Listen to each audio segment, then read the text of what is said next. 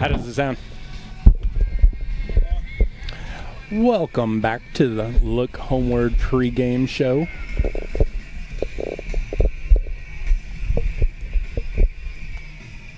right, Mike, let's hear you.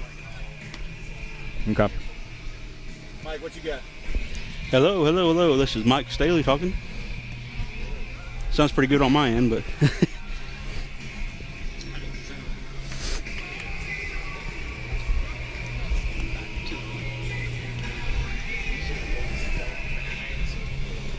Mike, how'd you spell your last name? Staley. Oh, how I thought.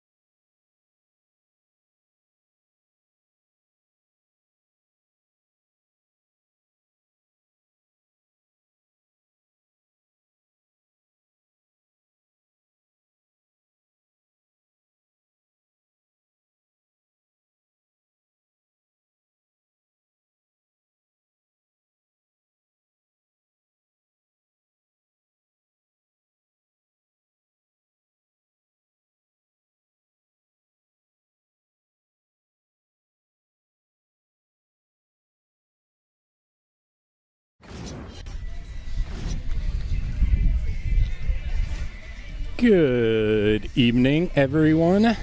Welcome to the Look Homeward pre-match show. My name is Tim Blakicki.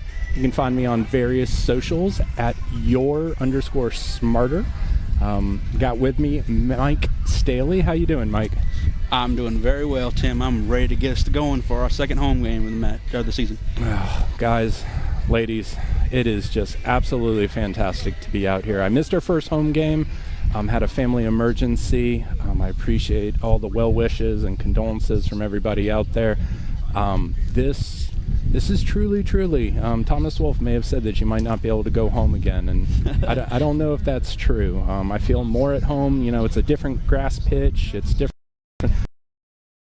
different concrete. Same 16-ounce ball and the same people. This truly feels like a homecoming.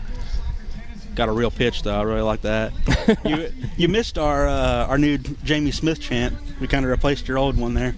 It wasn't me, but someone made a new one for us. But I look forward to joining in this evening. I was picking on Coach Mick about the chances of a double knee slide celebration have gone up through the roof now that Memorial isn't going to take a knee skin with it. Blues, thanks so much for tuning in. While I've got Mike with me, it is June 1st. June is a very, very special month to Asheville City, to South Slope Blues, and to the Campaign for Southern Equality. It marks the beginning of our Pride Raiser event. Yes, sir. Mike, can you explain a little bit about Pride Raiser? Pride Raiser, it started off from a guy named Galen in Chattanooga, and he just, wanted to support the LGBT community, him being a part of it as well. And, he said, I'm just going to start donating money. And for every goal that we score throughout the month of June, I'm just going to pledge more and more money. And he said, does anybody else want to help me out on that? And it kind of just blew up, and every other supporter group in the region started doing it. And then the nation, and now it's even international in some countries. Mm-hmm. And so it's really awesome. And like our campaign here, we benefit the Campaign for Southern Equality, and so I think right now we're at I last checked about 3 hours ago, and it's about $51.96 or something like that per goal. And we can donate, can pledge $1 a goal. So if we have 6 goals tonight, for Asheville, that'll be $6 that we owe at the end of the month. Assuming we don't score any others, but I'm very confident we will. So right now we're at $51.96 per goal from about, would you say, 9 different contributors, 10, something like that? I think so. That's about right. So to flesh this out just a little bit more, if you go to avl.prideraiser.org, it takes you directly to our local campaign. And again, everything we do within Pride Raiser within the month of June is going to benefit the Campaign for Southern Equality and the work that they are doing, not just in Asheville, not just in North Carolina, but all throughout the South. They're trying to build equity for a group of our neighbors who desperately need it in terms of everything from health care to marriage equality. Really start to pull back the layers of the onion on what the Campaign for Southern Equality does. And it's all about life improvement. It's about quality of life. So you go to avl.prideraiser.org, and you can make a pledge in any amount: 50 cents, $1, $5, $10, $8.28 if you need to. That'd be pretty cool. And what happens is every goal that is scored here at Greenwood in the month of June by either the men or the women, that will get tallied up. And at the end of the month, the genius of the Pride Raiser platform will do the math for you, and you will get a link sent to you that is directly to Campaign for Southern Equality's donation page with the total of 6 goals, 8 goals, 10 goals, 15 goals, and whatever you pledged. And it will say you have pledged to make $15 if we score 15 goals, and your pledge was $1 to Campaign for Southern Equality for Pride Month. Here's the link. This is how you do it. This entire campaign can be done in maybe 15 clicks of a mouse. Oh, yeah. And again, everything is going to benefit the Campaign for Southern Equality. So, Mike, what does it mean to you we talk about belong, believe, be blue. Where does something like Pride Raiser fit into that sort of ethos? It means everything to us. We have all kinds of audiences here. We have all kinds of fans, all kinds of players especially, that come from everywhere and possibly every background. And hopefully, I'd hope for that. We just strive to continue that. And Pride Raiser is a massive benefit for us to do that. And it just promotes inclusivity within our club and our supporters group especially. And we just want to have everyone with us. So. I think especially at a point in time where so much of our neighbors, so many of our neighbors, so much of our community is being radicalized, could you say? Potentially by the different, whether it's politics, whether it's the culture wars that are being fought.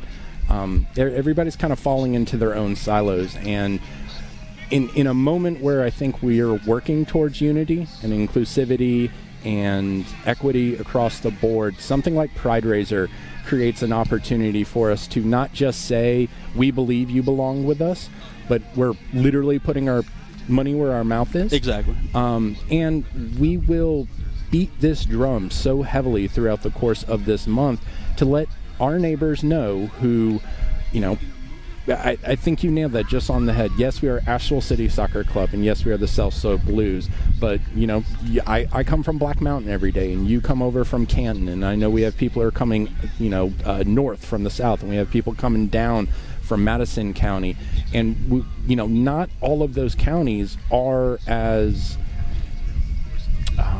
equitable, I guess you could say, as Buncombe County. Buncombe County and the city of Asheville have both passed recently the anti-discrimination ordinances by the county and city commissioners. That's not there in McDowell County. That's not there in Macon County. It's not there in Jackson County. It's not there in Haywood County. It's not there in Henderson County.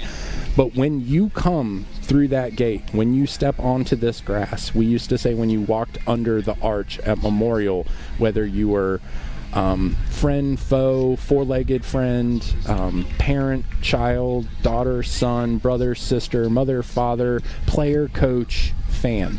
As soon as you walked under that arch, you became a South Slope Blue. Exactly.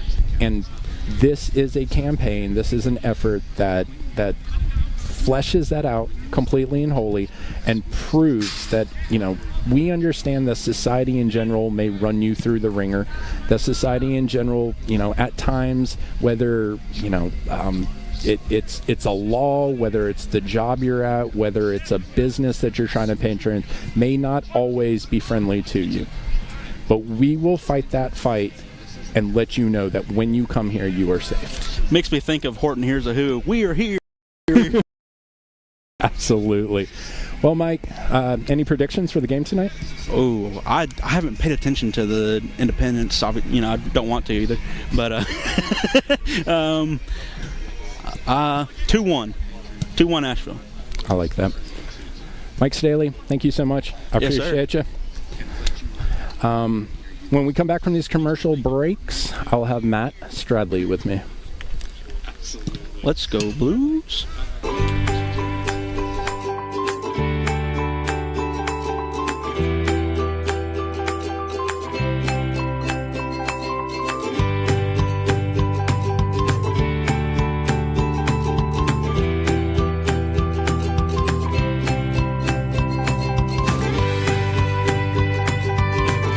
Introducing the new pediatric ER at Mission Hospital. Designed just for kids. Hey soccer fans, it's time to belong, believe, and be blue. At Ingalls Markets, we are proud to be the official sponsor of your Asheville City Soccer Club. Our men's and women's teams are poised for another great season of exciting action on the pitch. You bring the energy, and we'll bring the food. Go big and go Blues. Ingalls, your official sponsor of Asheville City Soccer Club.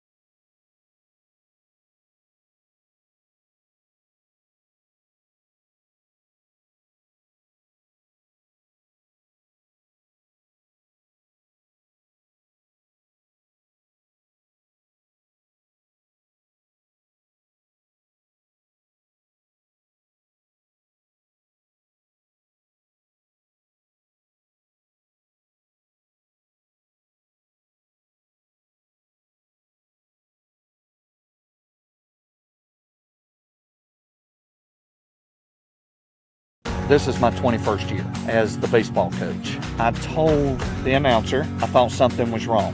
We need to get somebody up here. The Asheville High team trainer, Josh Owen from Mission Sports Medicine, ran up the steps. Tommy was exhibiting the classic signs and symptoms of a heart attack. We really wanted to make sure that he got care fast. His role will never be forgotten. I knew he was my new best friend. Yeah. I'm Coach Tommy, and thanks to Mission Health, I'm a survivor. Hey soccer fans, it's time to belong, believe, and be blue. At Ingalls Markets, we are proud to be the official sponsor of your Asheville City Soccer Club. Our men's and women's teams are poised for another great season of exciting action on the pitch. You bring the energy, and we'll bring the food. Go big and go Blues. Ingalls, your official sponsor of Asheville City Soccer Club.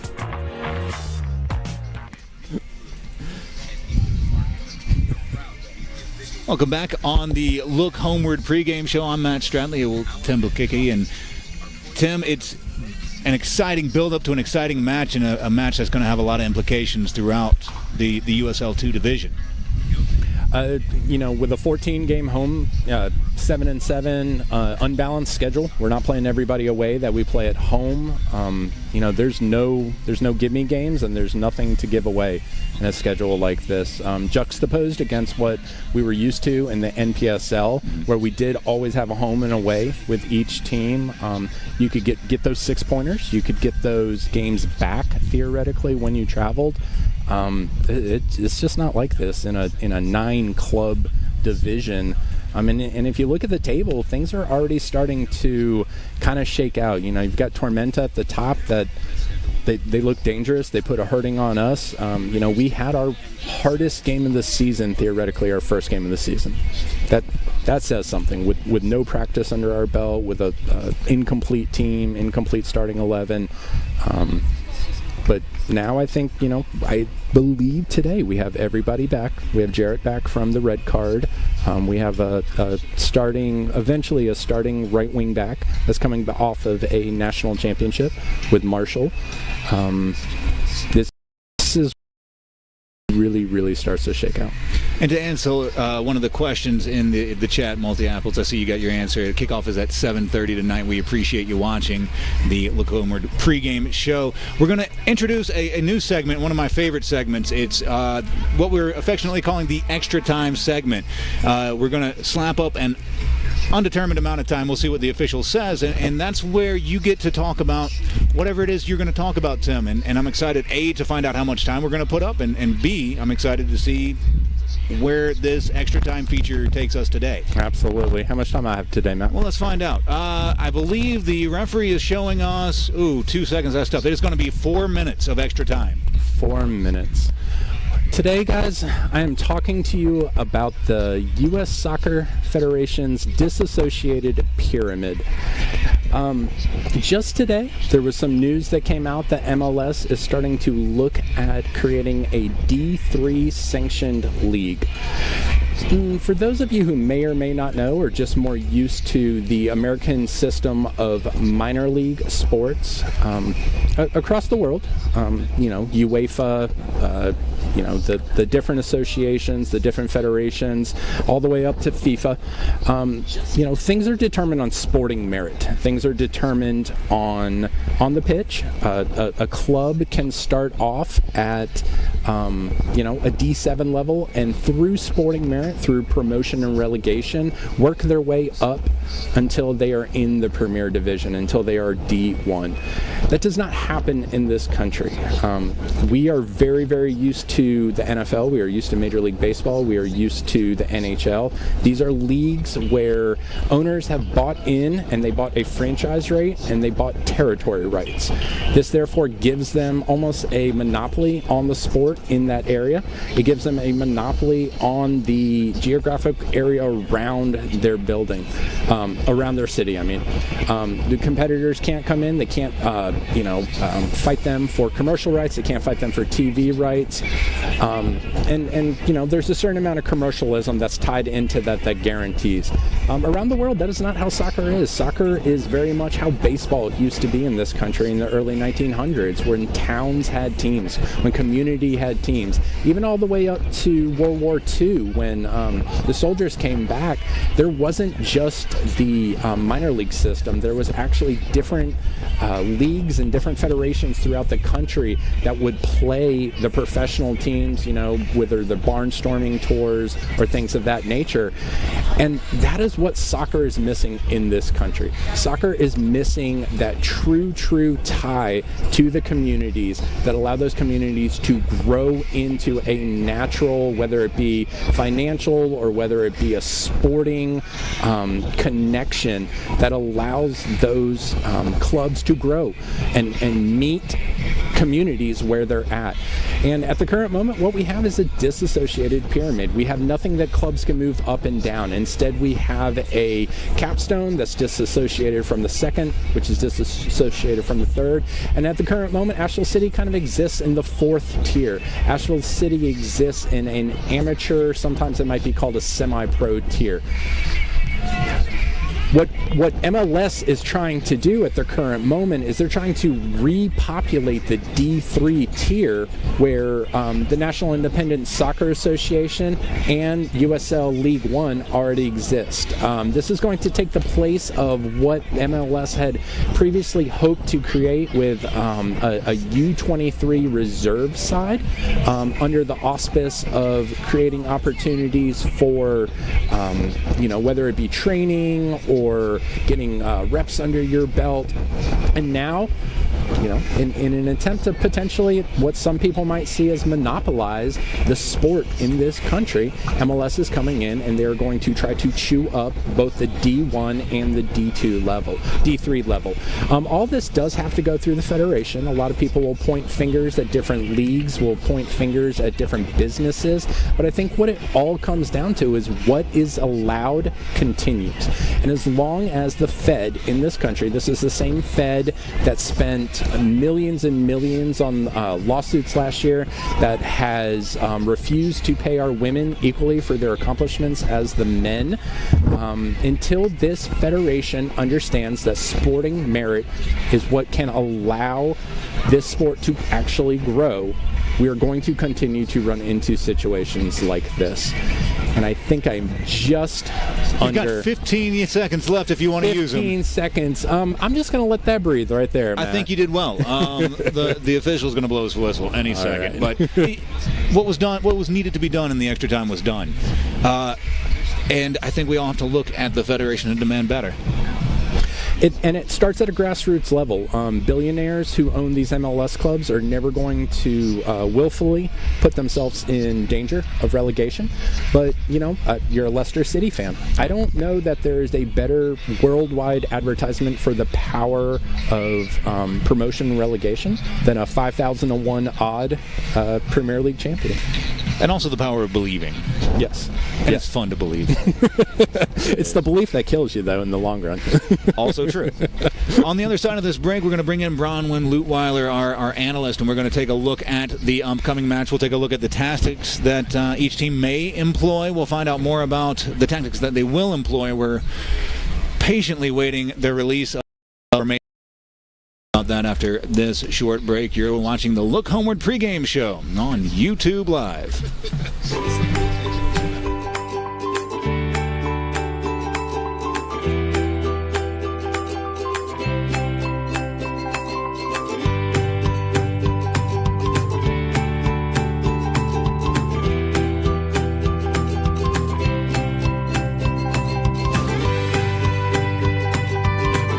Introducing the new pediatric ER at Mission Hospital.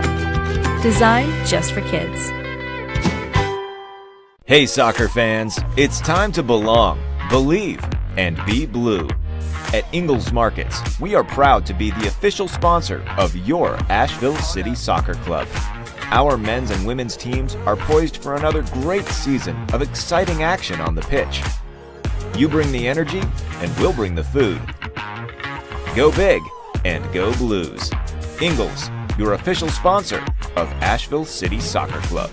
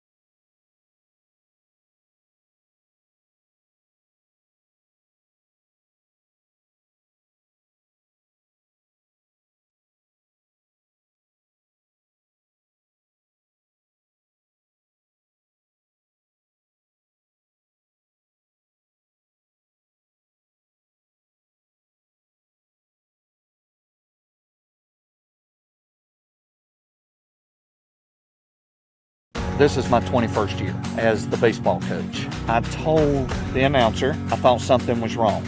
We need to get somebody up here. The Asheville High team trainer, Josh Owen, from Mission Sports Medicine, ran up the steps. Tommy was exhibiting the classic signs and symptoms of a heart attack. We really wanted to make sure that he got care fast. His role will never be forgotten. I knew he was my new best friend. Yeah. I'm Coach Tommy, and thanks to Mission Health, I'm a survivor. Hey soccer fans, it's time to belong, believe, and be blue. At Ingalls Markets, we are proud to be the official sponsor of your Asheville City Soccer Club. Our men's and women's teams are poised for another great season of exciting action on the pitch. You bring the energy, and we'll bring the food. Go big and go Blues. Ingalls, your official sponsor of Asheville City Soccer Club.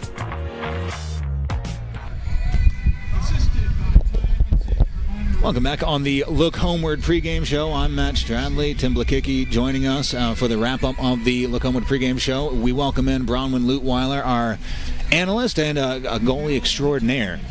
Thanks for joining us again today. Your second time looking live at this Asheville City Club, a team that started 3-4-3, and now it looks increasingly like they're going 3-5-2. Yeah, it's been impressive to see where they're going and how they're growing. Biggest threats on the wing, Watt, out injured. Their only change really from the 4-0 win.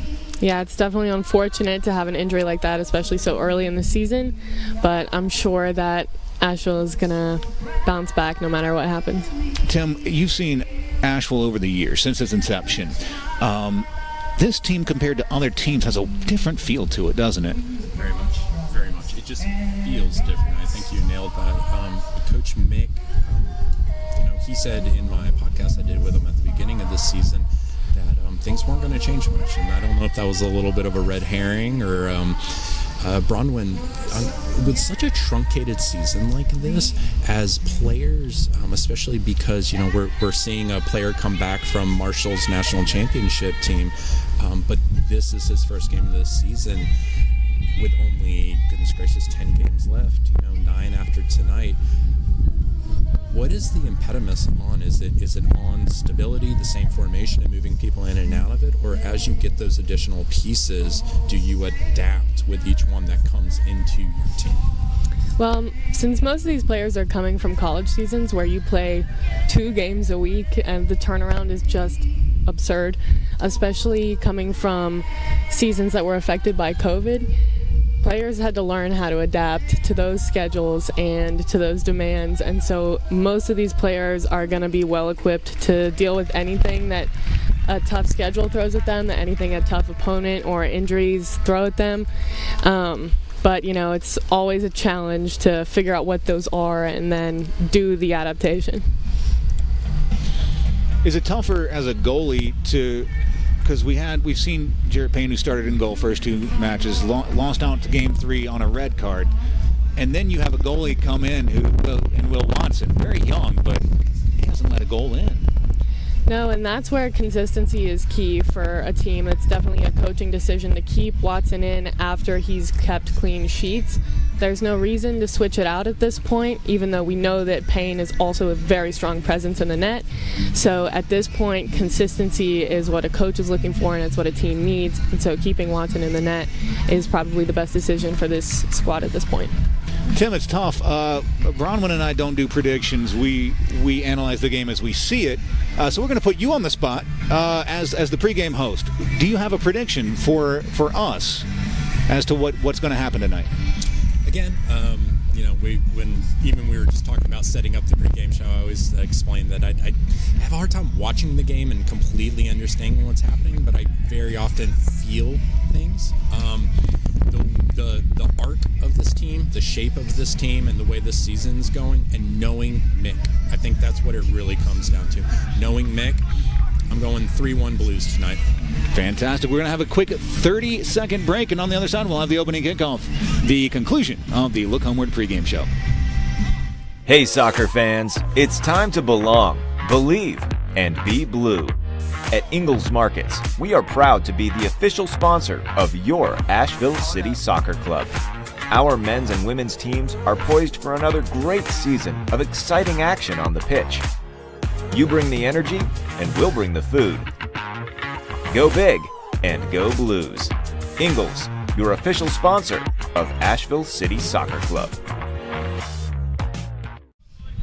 Kickoff. We are live from the Greenwood Field, the dog track as I affectionately call it. The match between Charlotte Independence 2 and the Asheville City Soccer Club underway. It'll be a deep goal kick for the Blues to start things off. I'm Matt Stradley here with Bronwyn Lutweiler. Bronwyn, a goalie for the UNC Asheville Bulldogs. So she's seen this field a lot, and this wind that you're likely hearing in the microphone is not something that's new to Greenwood Field. No, Greenwood has definitely seen some wind before, and players who have seen Greenwood before should know how to handle it. Speaking of players that have seen Greenwood before, two players for Asheville playing on opposite teams tonight. Mason Cookus has come in with the Charlotte Independence 2. And for the Bulldogs, of course, Joe Lacosto. Yes, Joe's been a constant presence in the Asheville soccer community from playing at UNCA and coaching in the town as well. He's definitely a presence on this team, a coach on the field as well. Asheville in their home blue, red dot on the middle as Lacosto trying to clear it out. The run continuing. Line is cleared. It'll be an Asheville throw. We'll have the brief. Take a look at the formation for the Bulldogs. For the Blues. Boy, old habits die hard.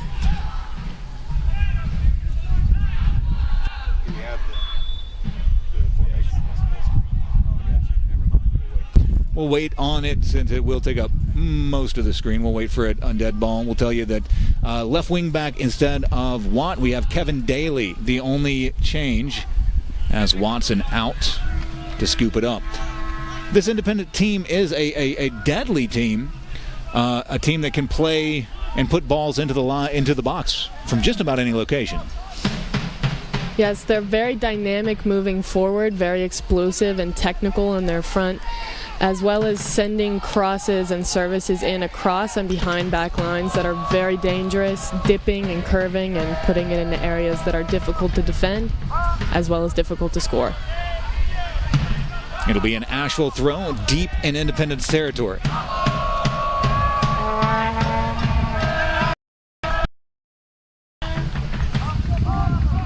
Played out, well defended by the Independents. It'll be a Charlotte throw on the far sideline. Charlotte in their away whites with black lettering.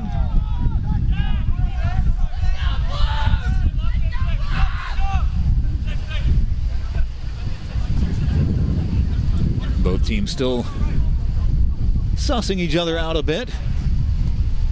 The attacking combination, Arocha and Stainrod up front for the Blues.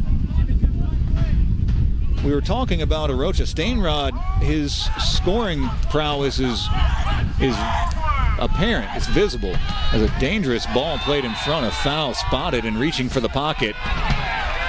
An early yellow for Mendonca.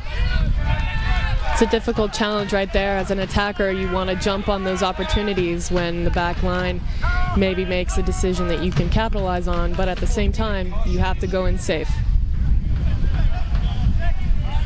Mendonca, 1 assist already this year. He's a junior at Queens College. He's got 7 starts, 6 goals this past season. The caution in the 4th minute. The forward out of Salvador, Brazil. Someone to watch offensively. And his speed really allows the Independents that high press that you just saw employed. Nodded forward. Arocha shoved. It'll be out for a Asheville throw. Stainrod taken off the ball. Goal kick. A physical affair early.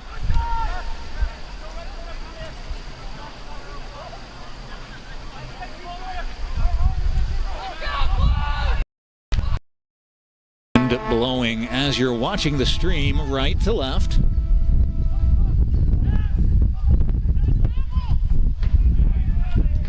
Nodded forward, it'll be out. Independence throw in.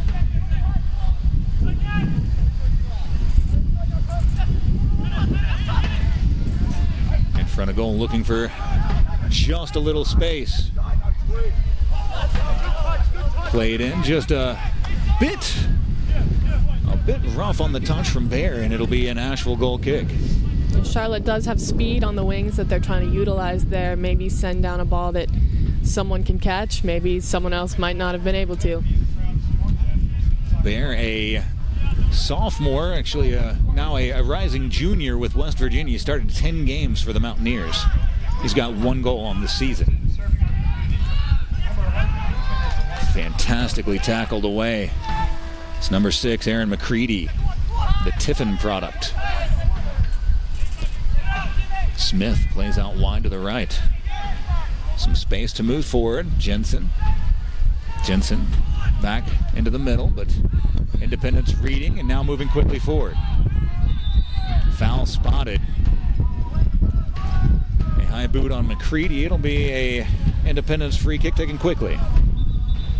It was well read for a center back to come up and challenge that ball, but again, these dangerous challenges so early in a game makes you wonder how this might escalate. Hopefully it's just early game jitters.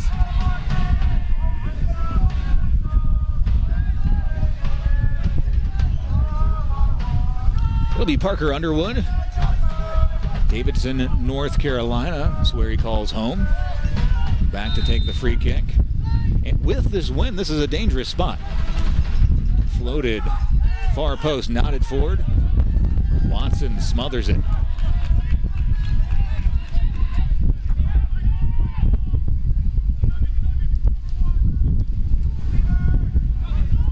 Underwood reading the pass, hammered away. Lines cleared. It'll be an Independence throw.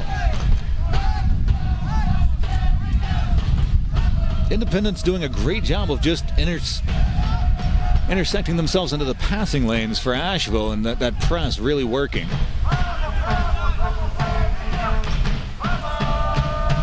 Independence moving down deeper into the Blues territory. Here's Mendonca into the corner. Good body positioning and is hammered back out towards midfield. Arocha on the ball, continuing forward. Tries to flip it up.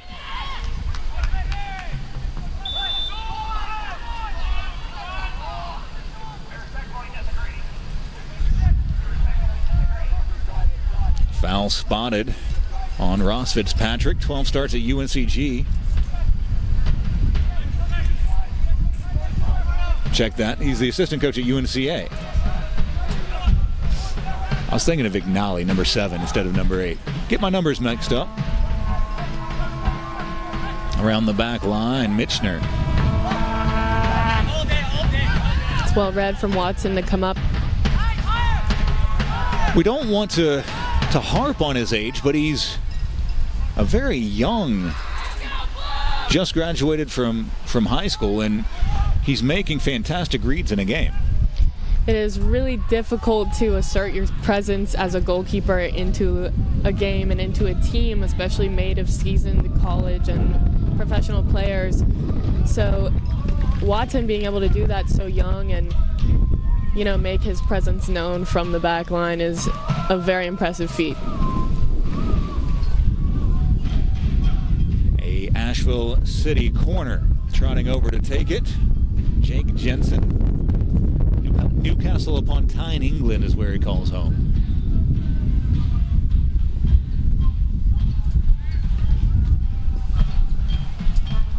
Capacity lifted at Greenwood Field from 300 to 500 for tonight's match, and all matches moving forward at Greenwood Field. Whistle blows. High, deep. Trying to knot it back across the face. It'll be hammered out. It'll be an Asheville throw, but the line's successfully cleared.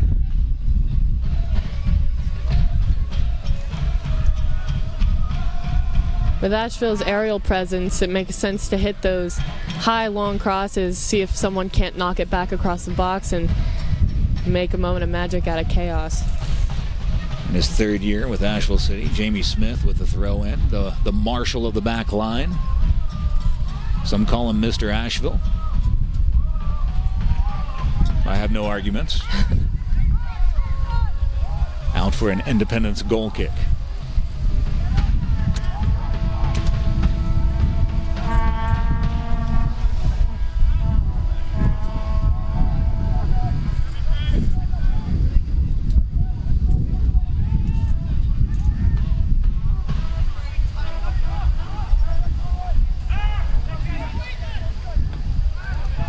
Nodded forward by Smith. Bandied about the midfield. Touched down successfully by Stevenson. Pushed out wide, Daly giving chase. Contact spotted, it'll be an Independence kick.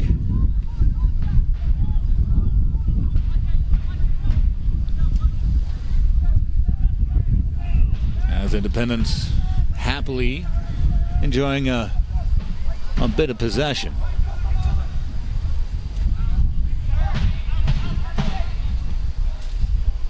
Looped forward.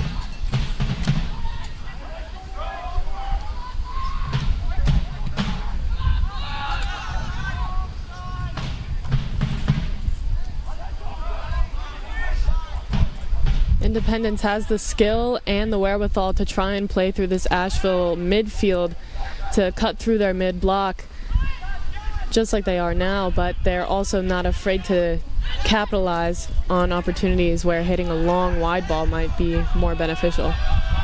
Tried to take the contact, whistle blows.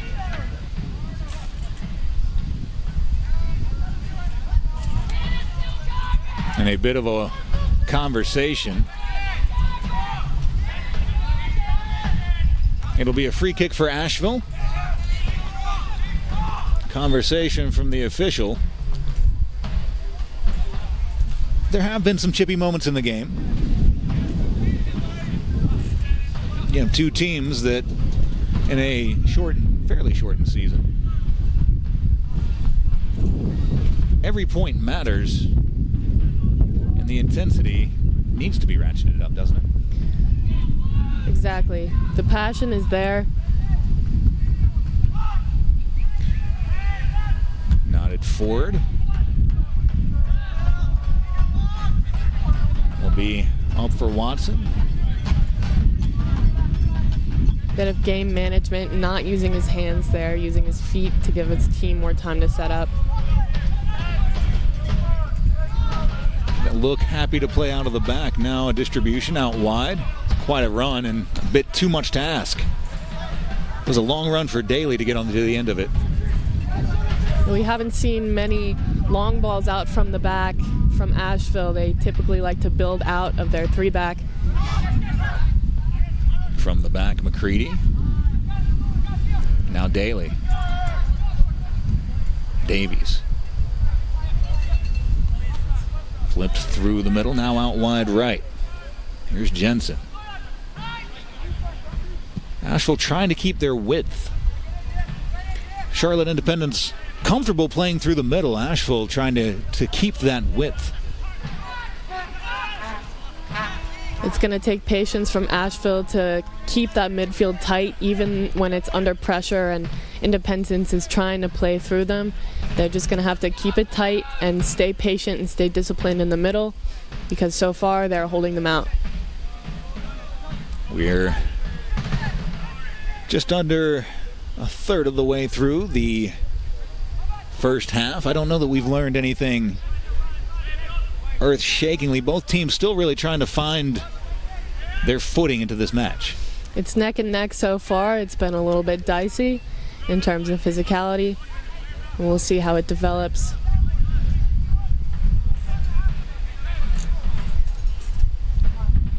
Far flung forward by Davies and distributed right back to him into the midfield.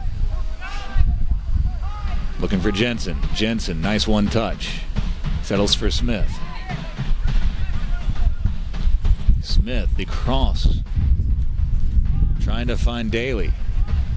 This is what Asheville wants to do, is they want to build it back to their back and then switch the point of attack to get them going the other way, forward with purpose. A high amount of Asheville's game plan is based on the fantastic passing of Smith out of the back line. He can make a pinpoint pass on the opposite side of the field, or he can flash it down the right side as well. It is not easy to hit those balls from your own half to your opposite side winger. From the top of it, and that'll just miss high. In this wind, how difficult is it to put a pinpoint pass from 40 yards? It is not easy. You need it to be a very driven ball with not a lot of loft and just mostly power, and you got to have power to put a pass that far where you want it. If you're the goalie, and you've been the goalie in this situation many times, aren't you saying, why don't we play out of the back today? Because the wind's in my face, and if I crank it, there's a chance that it doesn't clear the box. That's definitely something we consider. Playing out of the back as goalkeepers is what's the wind doing. But if you can hit technically a ball that has kind of topspin and is driven forward and just under where the wind would take it, then you can hit those balls no problem. It's just a matter of how far and what your team is willing to do. I guess I should have said, I can't clear the box. I know you can. Some space down the side, looking for the cross, looking far post. That'll float over harmlessly. Product of the wind, pushing it just a bit too far. You do have to be a bit more cautious with this wind as a goalkeeper with your starting position in the goal. You have to always take into account which foot your opposition is hitting with, where they are on the field, which kind of touches they take, and then the wind, it just adds that much more excitement, I guess. Skinner, the rising UNCG freshman, tried to wrap his left foot around the outside of the ball. That was destined to be over the bar. If somebody can get their right foot into it, that's a dangerous ball that might fight into the wind. Independence press continuing. Loose touch from Fitzpatrick, puts it out for an Independence throw.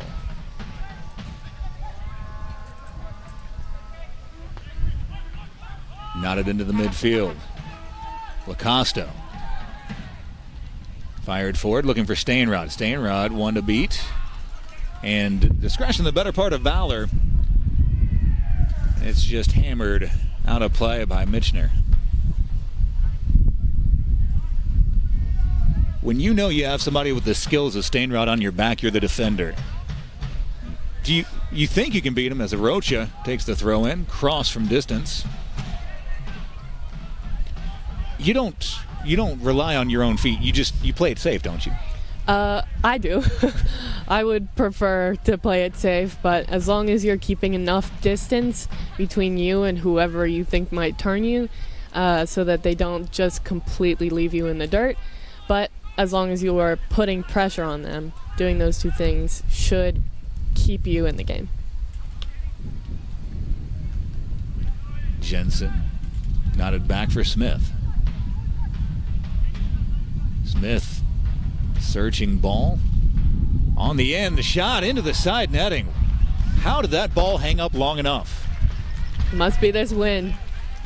Now, was it saved into the side netting? And it looks like it was.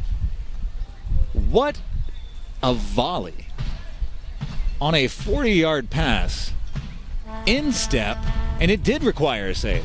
And the instinct and the dedication to keep that run going when the entire back line had given up, thinking it was going just out of bounds, that is the extra little something that you need from your attacking players to give your team opportunities when you're under pressure from a quality side like Charlotte.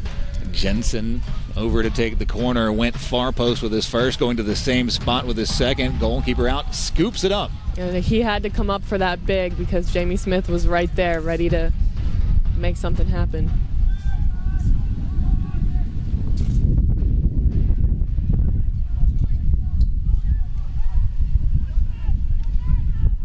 Lucas Hatsios in the net for the Independents. Spent some time with the Real Salt Lake Academy. Came back to the Independents because of the pandemic. He had not spent much time out with Real Salt Lake. A shot looking near post, tipped down by Watson. Benson looking for Stainrod. Stainrod has it. I can't see in that corner. They gotta get cross from distance, knotted out by the Independents.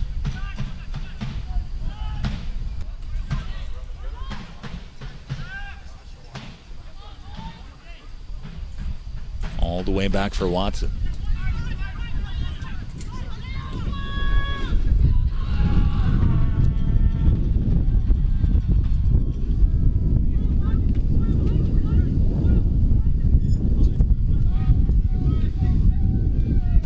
Asheville enjoying a spell of possession. And this is what they want to do, is take their time in the back to build out, move defenders around, and open up space like this. Arocha settled down. Looking for Arocha again. The shot, or the attempted clear, bounces off an Independence player. The cross, that'll be out for an Asheville corner. Putting balls into dangerous places like this is going to give you opportunities, whether it's a corner off a deflection or a cross.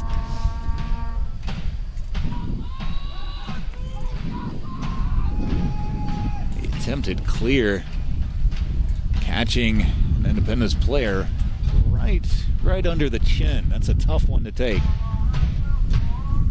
Does look like back up and around is Parker Underwood.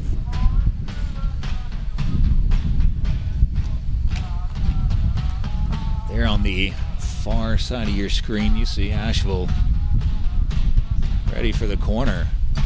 Looking far post. Comes all the way to the end, flipped back through the middle, the volley. And closing Skinner. That's well defended there, just to put your body in front of wherever that ball is going to go. So difficult to read, and if you're not going to get to it first, you need to get there right after. McCready, the defender, with a little volley action. Why not? We like to have fun too. Settled just on the edge of the area. Cross looking right at the top. A scissor kick missed. Rolling just wide of the post. If I had to guess, it felt like Hatsios had it covered. It's not a shot I want to face, especially when there's so much traffic between the shooter and the goal. But he saw it early and was able to see it out. Goal kick for the Independents.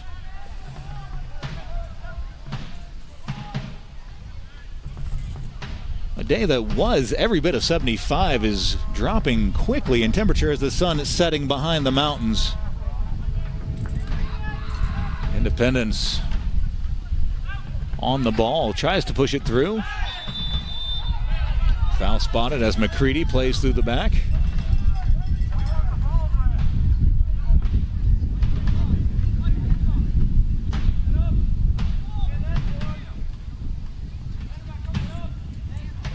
For the Independents, it'll be Underwood standing over it.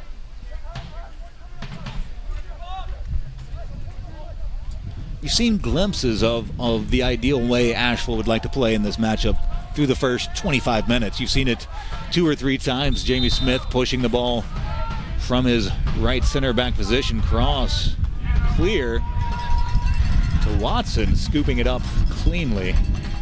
Again, the wind pushing that towards goal and making Watson's decision just that bit easier. Now that's a great counter-attacking throw. He put spin on it, and it was moving down towards the ground so that it hits his player's feet. Back for Watson. Through the middle. Arocha all the way back. Pick it up. How often do you see a center forward dropping back to pick it up from the goalie? I guess when you need someone extremely technical to help you in your build-out. Stainrod through the middle.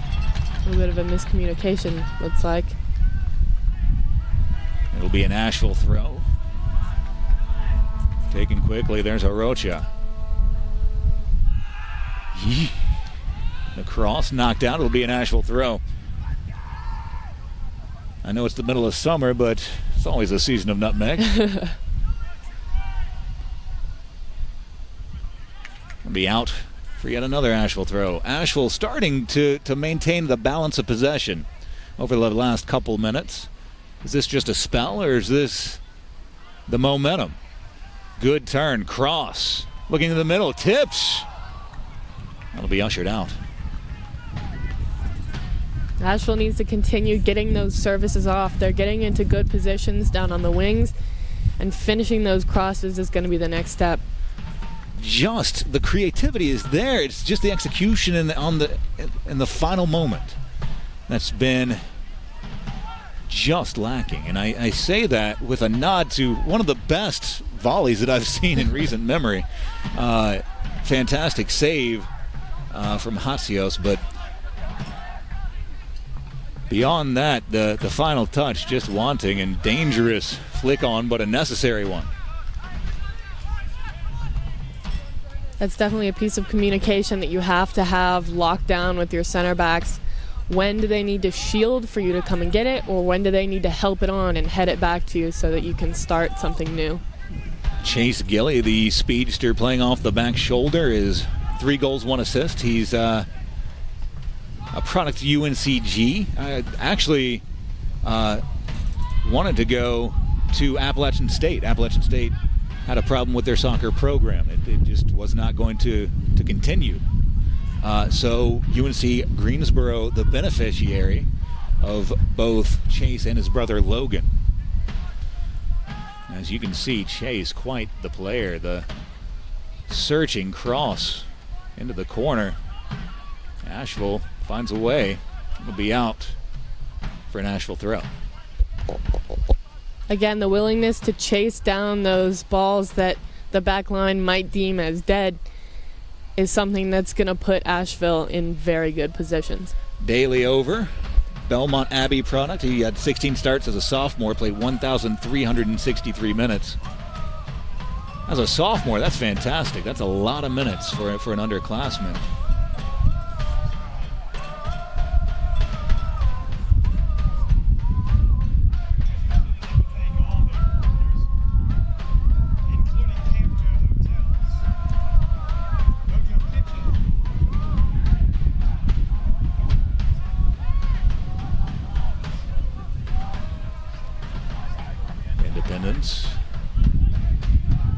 Smith changing it up. Skinner looking for options. Floats one, top of the box. Nodded forward. Watson is there to collect. Now, those are always dangerous balls, especially in this wind, but if Independence wants to create more dangerous spaces, they're going to have to get those services off from deeper on the field. And that's going to take playing through the midfield, which is difficult against this very tight and very experienced Asheville midfield. Touched forward, a bit heavy.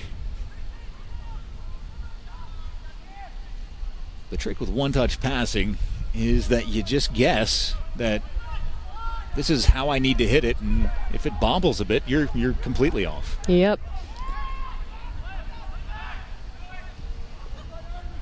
Played down the line. Smith. Harrison Stevenson. All for Bayer. Left for Berman. Skinner, cross, top of the box, nodded, and pushed out of trouble.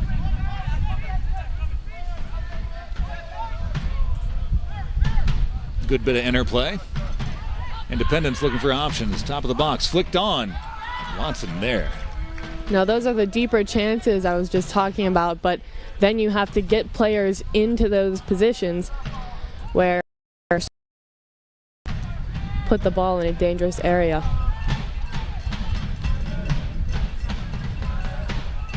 Touchdown. Stainrod has some room. Stainrod, the cross. Taken away, Orocha. Around for Daly. Daly looking for his options.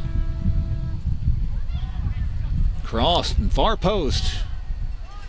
Yeah, Asheville has stressed the importance of getting to the line and then playing a cutback ball rather than a cross straight into the box.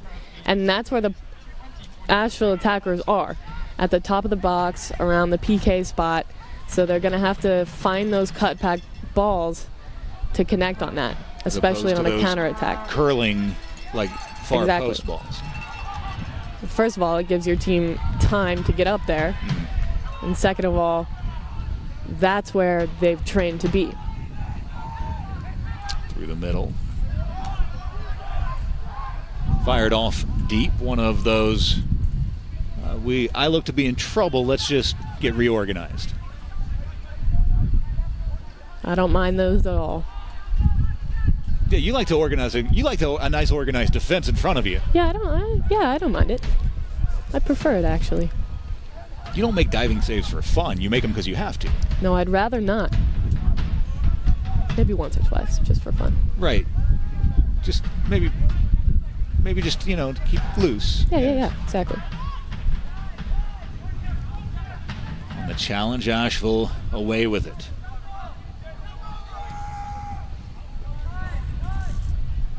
Tough touch, but handled well, Jensen. Smith. Swapping to the left side. Switching the point of attack can be an attacking tactic, or it can be a way to open up your attack and move defenders so that something more beneficial opens up. Arocha plays it forward, perhaps a bit too far. You can tell he got the ball under his feet a bit and then had to make a quick decision. And now this Independence back line is starting to learn that they have to chase down all of those services, even the ones they think they might go out, because Asheville has capitalized on a few of those. Here's Smith. Loses in possession, wins it right back. He's pulled down from behind.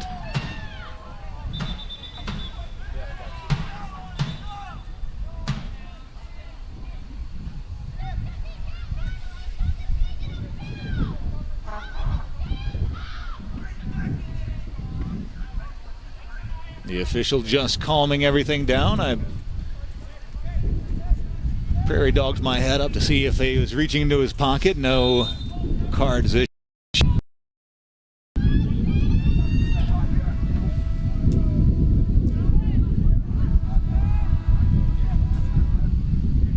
Nodded forward into the midfield. Nifty touch.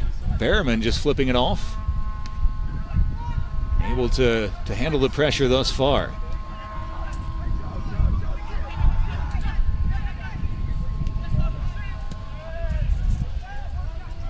Hammered forward, Stainrod giving chase. Stainrod has a chance. Oh, what a risk. What a risky play, but one that paid off for Hatsios. That was an excellent decision, actually, and especially when you already make that decision, you have to sell out completely, and he did. At the top of he got the ball, made his body big, and came up with a save. And his backline clearly trusts him enough to play him the ball right back after that so he can turn and start a counterattack. And counterattack, out for an Asheville throw.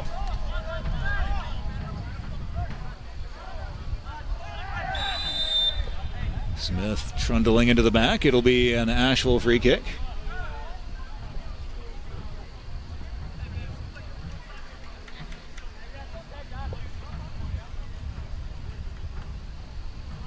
The chipping is still there, but the official doing a good job of, as much as one can, keeping control of the game without getting card happy.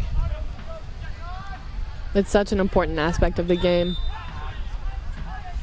And a quick foul spotted, a push into the back of Arocha. And it looks like a persistent infringement warning given. Pointing to 3 spots on the pitch. Usually that means that's enough. Once you've been given that speech, you don't get another one of those speeches, do you? No, or at least you should not. Nodded forward, Mendonca. Just able to sneak ahead into the passing lane. Touchdown, Arocha. Tries to turn. That was a great step there. Well read. If he had given any more time, then that would have been a dangerous turn and run at the back line. Smith pushing forward, a bit much to ask of Stainrod. It'll be a Charlotte goal kick. How would you describe the first 35 minutes? Like we've seen, there have been a lot of fouls, but I don't think it's been emotional or dirty in any way. It's just the physicality of two teams who really want to win, which I like to see personally. So that's been a huge aspect of this first half. Good touchdown from Arocha. Plays behind Stainrod. Stainrod keeps the ball. The shot from distance. Lows. Handled well by Hatsios. It's a difficult ball to save when it's bouncing and curving like that. It is not easy to hold on to. Pressure continuing from Asheville City, winning the ball back. Arocha pushing it out wide. The overlapping run. The cross looking, but it's snatched up by Hatsios off the line. And that's where Asheville needs that cutback, because now we've seen that both goalkeepers are going to come out and snatch anything that's around their 6. So Asheville needs to have their cutback runners and then a cutback ball. Nodded back forward by Davies. Will be out for a Charlotte throw.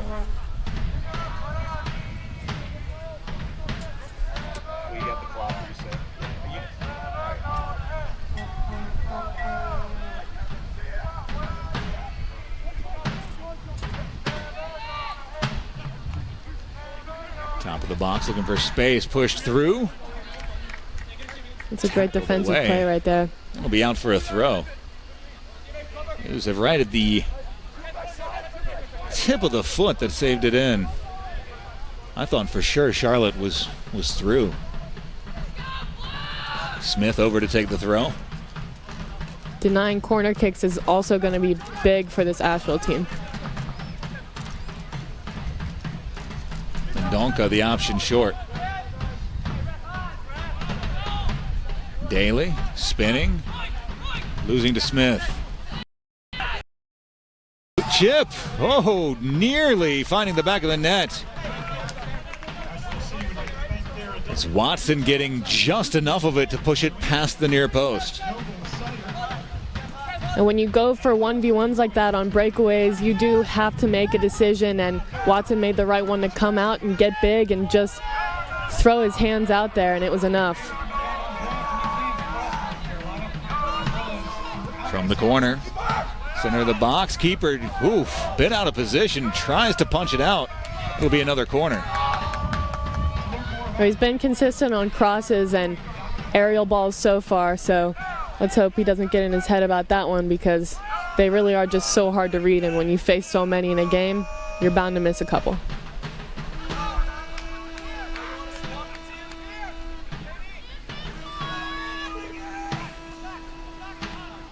A little bit of gamesmanship from Smith as he rolls third.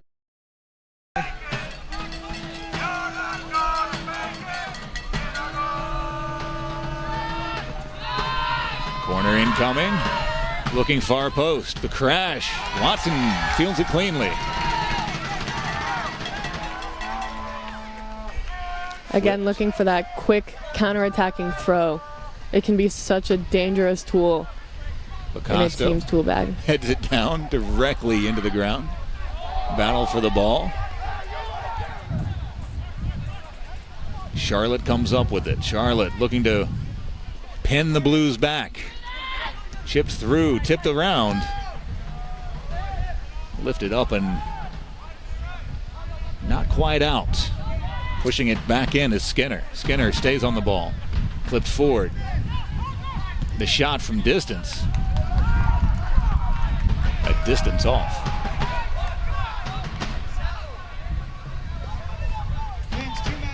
Bronwyn, I appreciate you not diving for it. Watson back. goal kick. We have about 5 minutes left in the first half, plus added time. Men back in action on Saturday night. Tickets are available for both matches this weekend.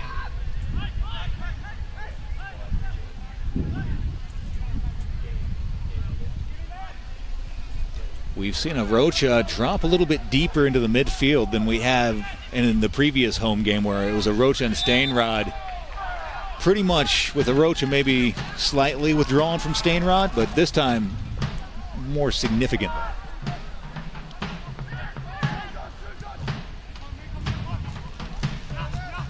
Top of the box, Gilly.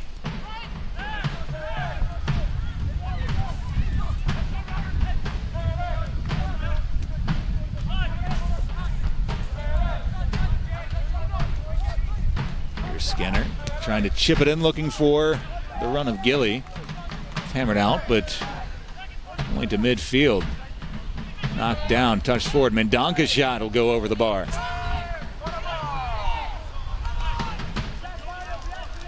Now, Independence has caught Asheville in some disorganized backline moments here, but now they have to recognize when those are happening and try and play around that, play through that. Wait for those disorganized moments to happen and then use them. Watson back for the goal kick. Hammered forward. Be out for an Asheville throw.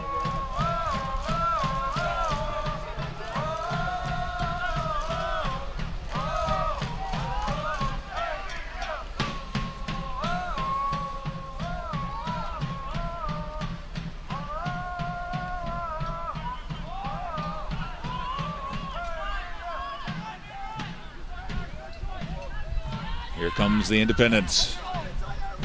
Wide, Gilly. Options in the box, far post. Smith trying to matrix his way out. It'll be a corner for the Independence. When Charlotte gets into those deep spaces, they can play a quality cross right behind that back line, and it's been dangerous. Bear over to take the corner for the Independence.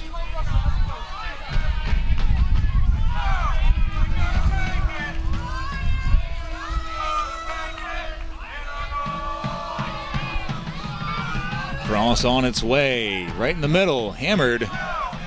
Return to sender. Takes another bite of the apple. Not a doubt it'll be out for an Asheville goal kick. It's important to stay organized on corner kicks like that, because when a ball is cleared halfway out, you have to decide whether to send all your defenders up to meet that line or to keep them back to stay on their marks and keep defended.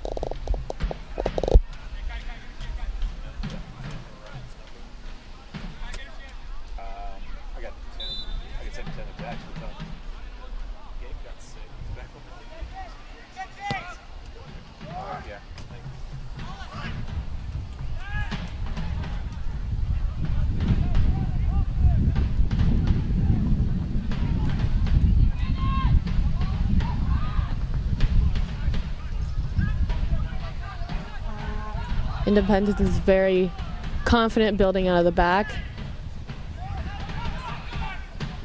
and into the midfield, using their midfielders to cut through Asheville. Tackled from maybe coming across the body. Fitzpatrick whistled in a dangerous position as Bear was moving forward. You have to stay disciplined in these dangerous areas of the field. Even as Independence is playing through you, playing around you, you have to maintain patience and step when the game allows you to.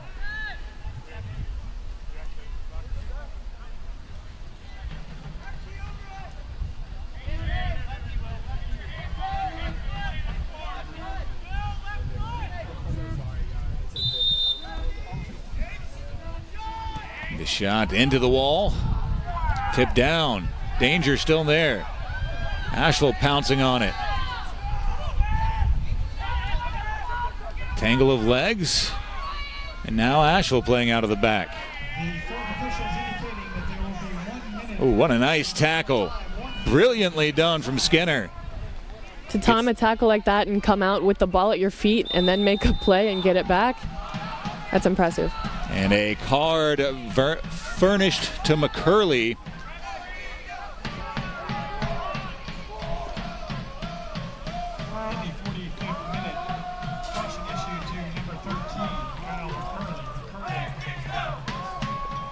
A smart play by Skinner. Kind of left his leg in just long enough to draw the contact. And as we are now in added time, a dangerous spot for the Independents. We know Asheville can defend aerial challenges pretty confidently and consistently. Can they but hold? Nonetheless, a set piece is always dangerous. It'll be a three-man wall, and can they hold their line? Looks like they're using maybe a step inside the box as their measuring point. Can they hold that line through the kick? Floating back post, tipped down, crossed, and how does Watson find his way back onto the ball? I mean, in moments of chaos like that, you kind of black out and all you see is the ball. So his ability to come out and come through this, which was a great decision, it just took a weird deflection and then he's up and back down on the ball immediately. Josh Davies essentially saving a goal, the left center back. Spent some time with Southampton, AFC Bournemouth. Southampton's a beautiful little spot.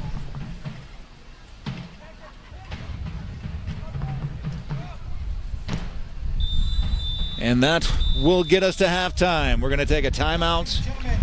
We'll have a special guest on our halftime show. Our special guest analyst will talk to Bryson Lee of Asheville City Soccer Club women's team and of course a Bulldog as well. And we'll have keys to the second half and highlights from the first half. All that and more coming up after this short break. You're watching Asheville City versus Charlotte Independence on YouTube TV.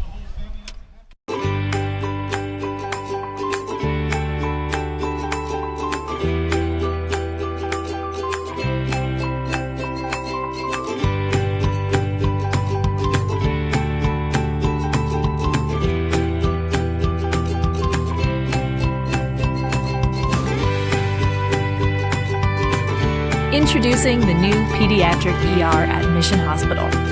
Designed just for kids.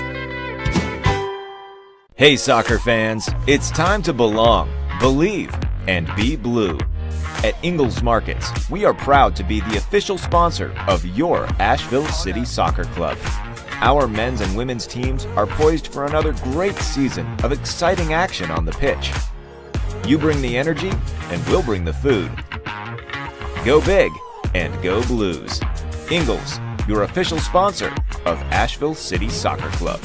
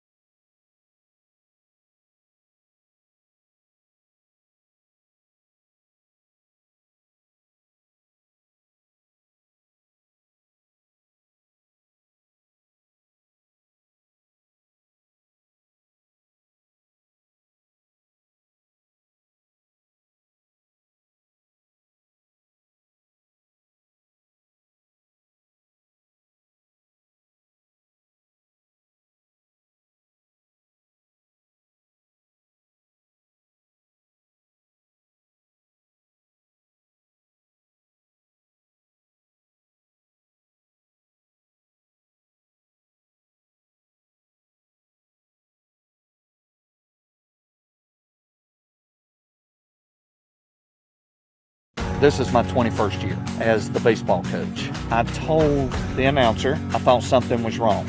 We need to get somebody up here. The Asheville High team trainer Josh Owen from Mission Sports Medicine ran up the steps. Tommy was exhibiting the classic signs and symptoms of a heart attack. We really wanted to make sure that he got care fast. His role will never be forgotten. I knew he was my new best friend. Yeah. I'm Coach Tommy, and thanks to Mission Health, I'm a survivor. Hey soccer fans, it's time to belong, believe, and be blue. At Ingalls Markets, we are proud to be the official sponsor of your Asheville City Soccer Club. Our men's and women's teams are poised for another great season of exciting action on the pitch. You bring the energy, and we'll bring the food. Go big and go Blues. Ingalls, your official sponsor of Asheville City Soccer Club.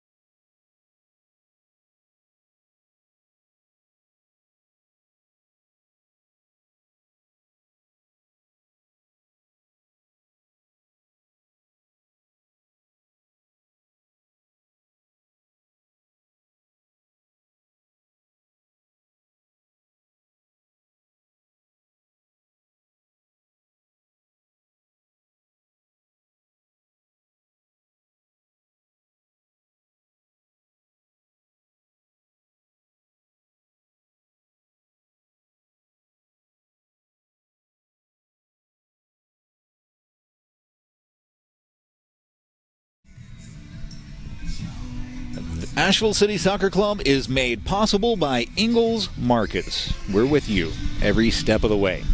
Mission Health Sports Medicine, proud to support athletes of all ages and skill levels throughout Asheville and the western North Carolina region. Rhubarb, food and drink at their uncomplicated best.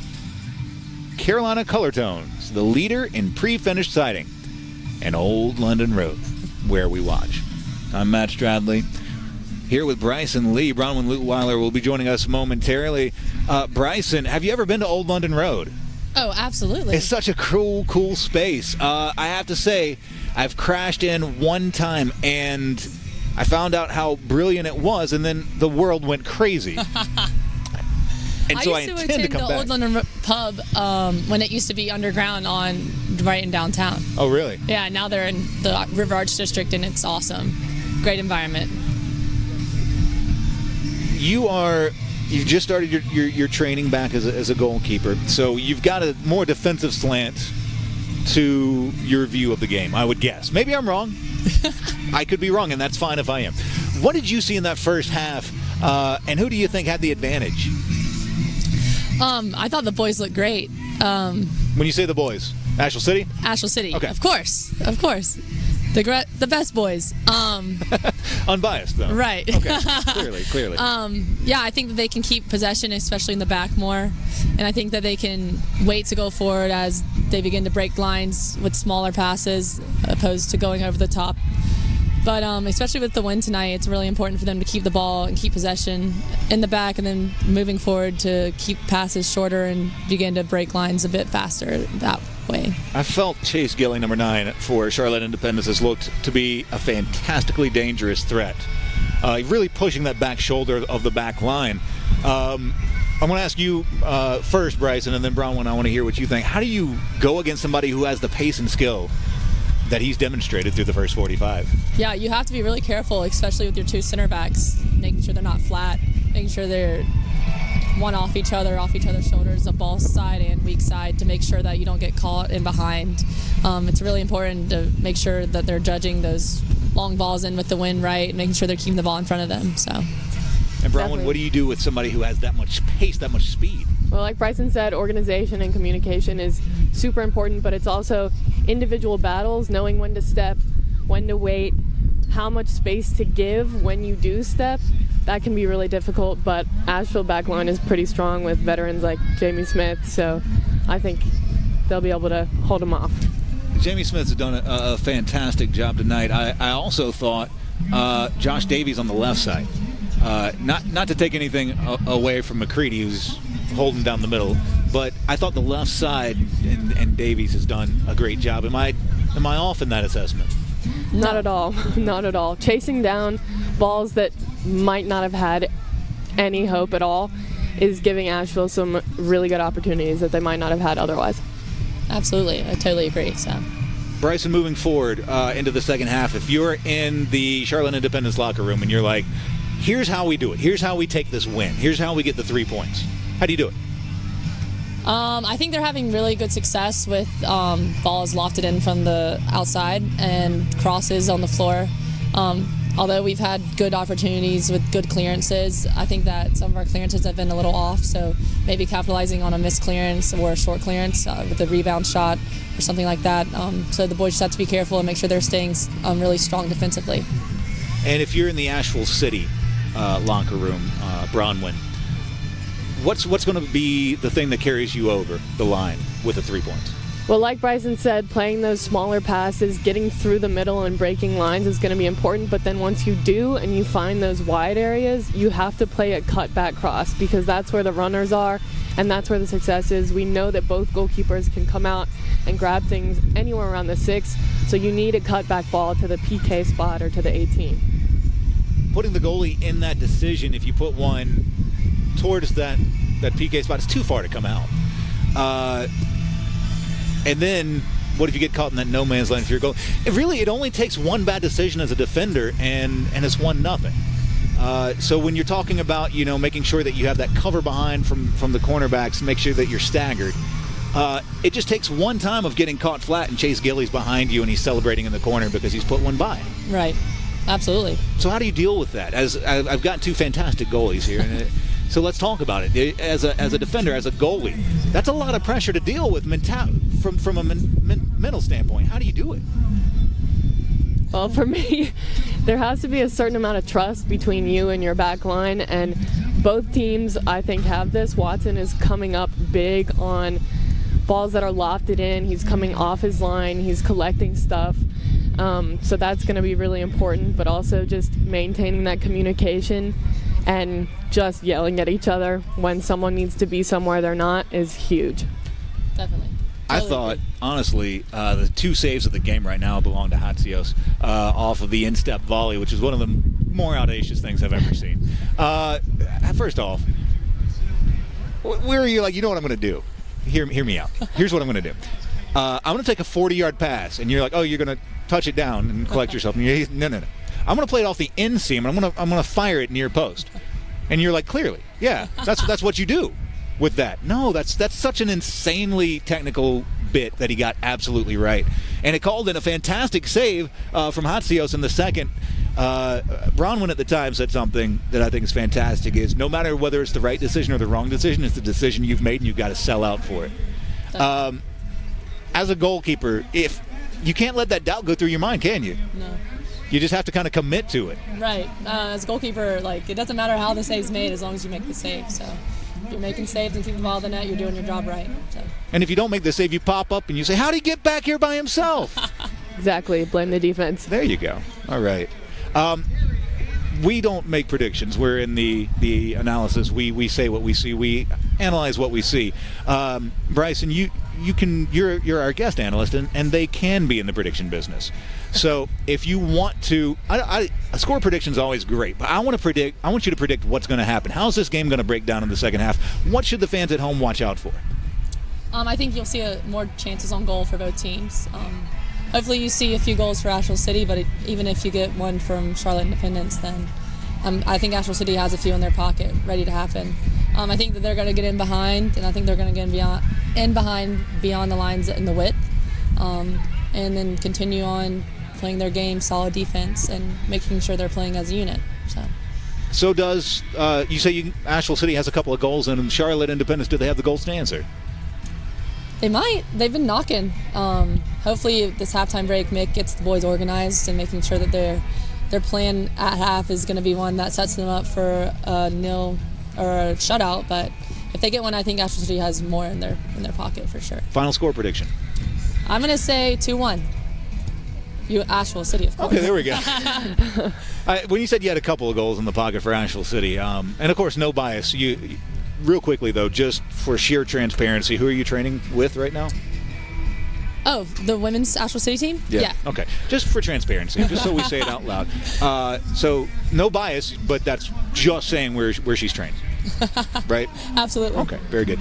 We're going to take a break on the halftime report. On the other side, we'll have the opening kickoff to the second half. We'll see if Bryson's right. I got a feeling whether the score is right or not, I think the game breakdown's pretty on point. So, Bryson, thank you for being our guest analyst today, and we look forward to seeing how next year goes for you with the Bulldogs and this summer goes for you with the Asheville City women's team. Thank you. It'll be fun to watch all around.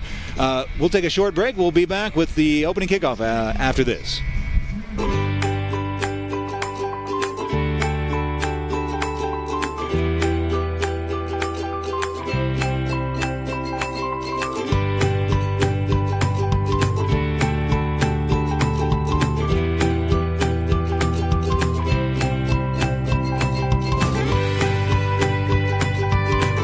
Introducing the new pediatric ER at Mission Hospital. Designed just for kids. Hey soccer fans, it's time to belong, believe, and be blue. At Ingalls Markets, we are proud to be the official sponsor of your Asheville City Soccer Club. Our men's and women's teams are poised for another great season of exciting action on the pitch. You bring the energy, and we'll bring the food. Go big and go Blues. Ingalls, your official sponsor of Asheville City Soccer Club.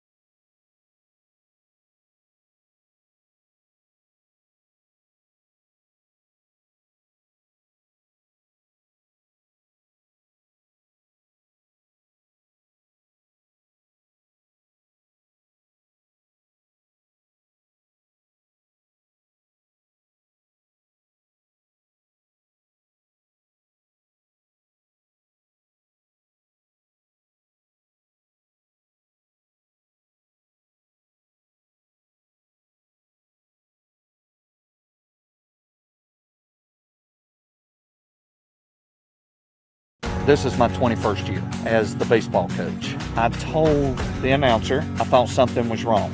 We need to get somebody up here. The Asheville High team trainer, Josh Owen, from Mission Sports Medicine, ran up the steps. Tommy was exhibiting the classic signs and symptoms of a heart attack. We really wanted to make sure that he got care fast. His role will never be forgotten. I knew he was my new best friend. Yeah. I'm Coach Tommy, and thanks to Mission Health, I'm a survivor. Hey soccer fans, it's time to belong, believe, and be blue. At Ingalls Markets, we are proud to be the official sponsor of your Asheville City Soccer Club. Our men's and women's teams are poised for another great season of exciting action on the pitch. You bring the energy, and we'll bring the food. Go big and go Blues. Ingalls, your official sponsor of Asheville City Soccer Club.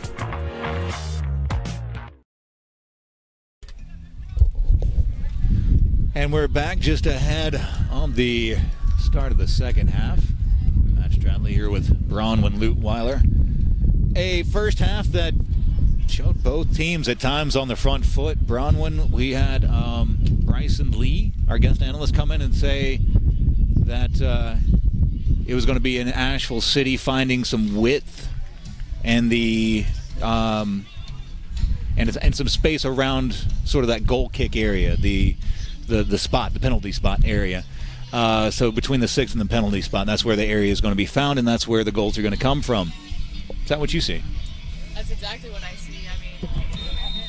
That's exactly what I see. I mean, Asheville is going to have to get into deep areas on the field, and that is only going to happen if they can make shorter passes through the midfield, get out wide, play through the middle rather than just hitting those big long balls that we know they can hit and receive, but they're going to need to try something different to get it out on the wings. And then the final piece is the cutback cross to the PK 18 area for those late runners coming in. Chase Gilley continuing in the second half. He's looked every bit as dangerous as anybody else on the pitch, more so as the searching pass for Stainrod. Will be out for a Charlotte throw. Asheville now playing with the wind. Charlotte Independence into the wind. Speaking of wind, it was nice of our guest analyst to drop off a wind breaker for you. Usually you give guest analysts presents. They don't give you presents, but it's whatever. It's fine. Well, you know, we've been teammates for a few years, so we just have that special kind of connection. Contact up top. The shot, finding the corner. And it's Chase Gilley who opens the scoring ledger for Charlotte Independence. And that's exactly the kind of defensive breakdown that this team is going to have to capitalize on, and they just did. They passed around and they made those short passes work for them, and the step was just too late from the back line. They let them take too much space, and then Independence capitalized using that space. A fantastic job, and not very much at all Watson can do. The first goal he's given up this year. No, not at all. That's a tough save to make for anyone. Chase Gilley continuing his scoring output, 4 goals now. Arocha gets a piece of it. It'll be out for a Charlotte throw. The games that early, or goals that early into a half, are usually the result of just falling asleep, just lacking a little bit of discipline and patience, and Asheville is going to have to bring that energy back now, and I think they've got it in them, but they're going to have to win one back now. Looked like Fitzpatrick maybe caught a bit in possession, got tied up, thought he was fouled, and that's where the mismatch came from. Touchdown, just past the slide in, won by Asheville. Around the back, McCurley playing it wide. Flipped forward. Fitzpatrick, he's got some space. The shot off the crossbar and answers right back. And there's the equalizer. It comes from midfield play. Short passes in the midfield, just like Bryson said, just like I said, those passes in the midfield are going to get you space and time. And it's for a shot like that. Stainrod on his toes, the first to react off the crossbar. When you put pressure forward, your team will follow. Stainrod continuing his absolutely torrid pace. Fast and aggressive is what my scouting report has on him, and yeah, I think that's fair. Perceptive might have to be penciled in, I believe. Just red. We're all tied at 1. An exciting 5 minutes after 45 minutes that felt like maybe a chance and then maybe half a chance. And now we're all square at 1. Long ball is Stainrod applying the pressure. Stainrod gets on the end of it. He's knocked down, a foul spotted. Card out. It'll be presented. Again, when you chase down those balls, you give opportunities to your team that you would not have had otherwise. It would have been so easy to let that ball trickle out, but he did not, and he chased after it and won the ball in a very dangerous position for Asheville. Mitchener given the yellow card. It'll be a free kick from Asheville, maybe a pace and a half outside of the area. Certainly not an angle you want to go direct, but with this wind, Looks like a Rocha over to take it.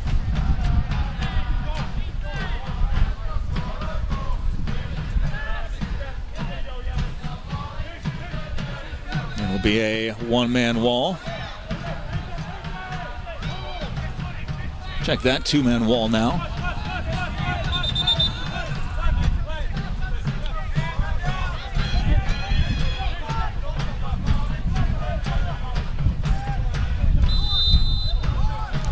Rocha flips it in, headed just missing. A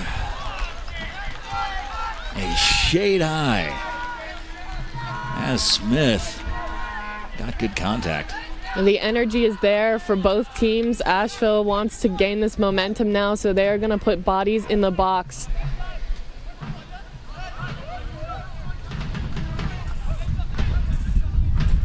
You'll take another look. Rocha flips it up over the wall. Smith just couldn't get the bend on it in the end, which is a silly thing to say about a header. Foul spotted. It'll be whistled on Asheville. Independence free kick.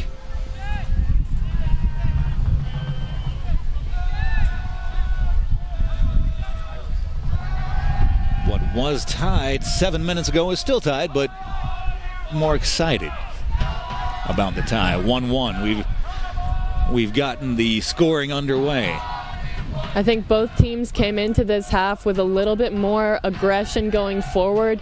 Each of them were trying to kind of play around the back, play around each other's midfields, and they both figured out that that wasn't going to work, and they were going to have to slice through and take some risks going forward. And that's what won each of these teams their goal. Quick free kick taken, pushed forward. It's Rocha touching it forward. Out wide. Daly.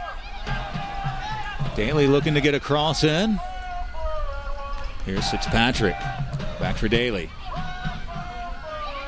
Daly moving towards the box. Daly towards the end line. Now cuts it back to the end line. The cross. Touched out. It'll be a corner.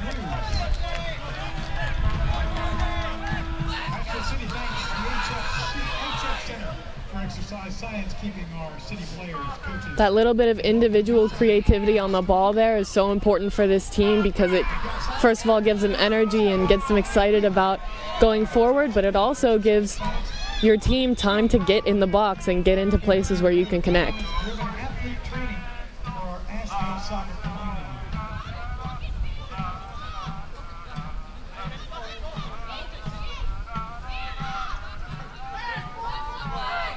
As taking a knee in the box for a brief second as Moyes, he's back up, he's okay. Cross coming near post, Moyes hammers it away. Rocha will get to the end of it.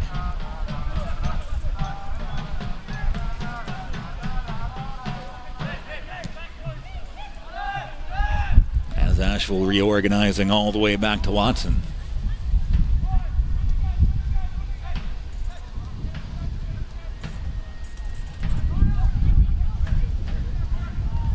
Acosta. Here's Daly. Watson called into service again. Perhaps a bit of panic.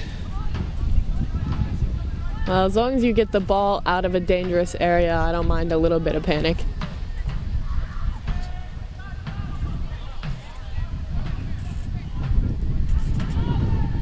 Scooped up cross, top of the box. No one from Charlotte there. Hammered out of play. It'll be an Independence throw. The confidence that this Asheville back line has to play out of the back, create these little rondos in their own defensive third, is helping them to build an attack all the way from their own back line. Curley touched back in. Dangerous ball. As Stainrod didn't miss by much.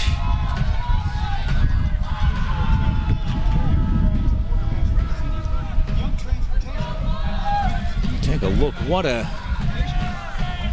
nifty pass in, and that is the peak of physical play from Michener. Now that's the kind of service and one-touch creativity that Asheville's looking for. The one-touch cross diagonally right right between the 6 and the PK is so dynamic because it's so quick off the foot that defenders aren't necessarily ready for it, and anything can happen in there. Here's Fitzpatrick, tackled away. Back through the middle. McCready touching it down out wide. Jensen for Smith. Smith wins the joust. Smith continuing his run. Smith's on the ball. Smith all the way to the end line. The cross deflected out. Smith's got Asheville City a corner. When you've got your center backs winning corners for your team, you know that that's a team who's ready to score goals.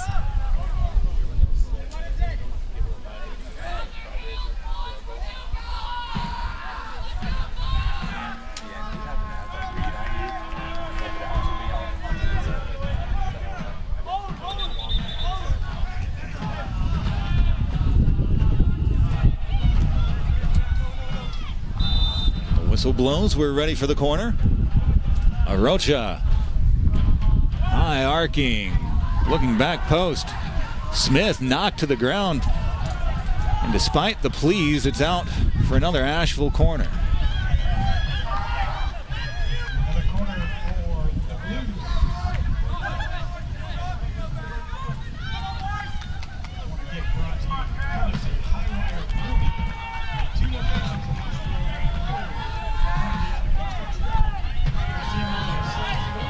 I do want to remind you that this June, the South Slope Blues present their annual Pride Raiser campaign to benefit as things are getting chippy and the official's getting his money's worth out of the whistle.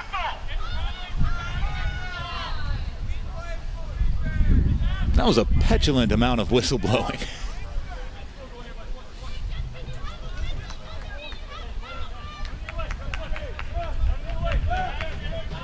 The conversation continuing with McCurley. Officials satisfied. Corners ready. Here's Arocha. Looking back post. Collected by Hancios. So this June, the South Slope Blues present their annual Pride Raiser campaign to benefit the Campaign for Southern Equality. Pride Raiser is a unique way fans can make a pledge in any dollar amount for every home goal Asheville City scores at home in the month of June. Celebrating home goals this June will feel twice as nice. The process is easy. You just go to avl.prideraiser.org, record your pledges. Donate at the end of the campaign is easy too. Pride Raiser will send instructions to everyone who pledged. That's it. So the South Slope Blues want to thank you for supporting the Campaign for Southern Equality and for being blue with pride this June. Slow to get up, Hancios. In the 59th minute, substitution for Charlotte Independence. Replacing number 12, Parker Underwood.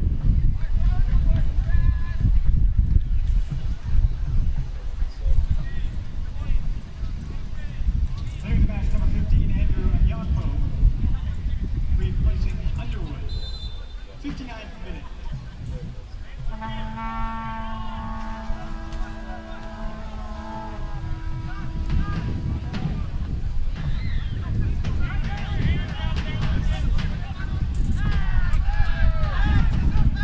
Anyafo in, Underwood out.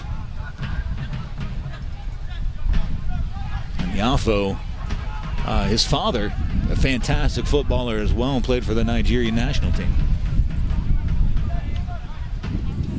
He's been at the U19 Charlotte Soccer Academy and then 11 starts with Mercer as well.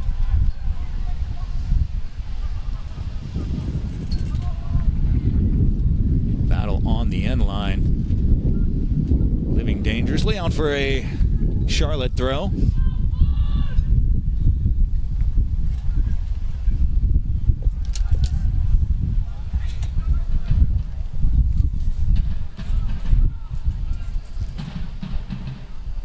Tips forward, cross low, popped up, handled. Out over touch for a Charlotte throw.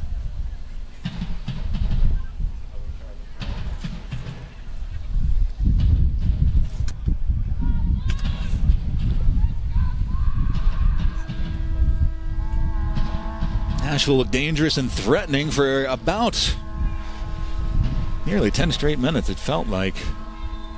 Charlotte starting to wrest some of that control back from the goal line. Ooh, searching ball. Nearly found the foot of a Charlotte Independence player. Stainrod touching down. Now has some space down the right side. Arocha, his option in the middle, will be played back. One touch and skied into the air.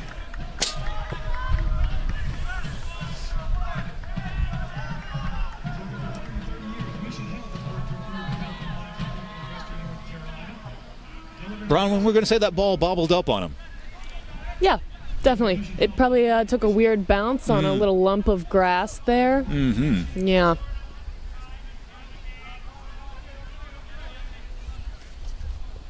Ancios. When you have that much space between you and the next defender and the next goal, you probably want to take another touch to see if you can't get a better angle. Bandied about the midfield, trying to flip forward, tackled away, still in a dangerous spot, carrying on, blocked by Smith. And Arocha, who seems to be everywhere, playing it out for a throw. Arocha, the new right wing back, also now playing in the midfield. He's such an important player for this Asheville side because he adds a bit of technicality and creativity to every position, which is an aspect of play that's needed at every position. Maybe a little bit more at a winger position than a center back, but it helps to have that kind of personality everywhere in the field. Yet again, a dangerous attack thwarted as Jamie Smith getting a tackle in at the right time. A dangerous tackle, advantage played for Asheville. Another tackle from behind. Asheville in the box, step over. He'll stay in play.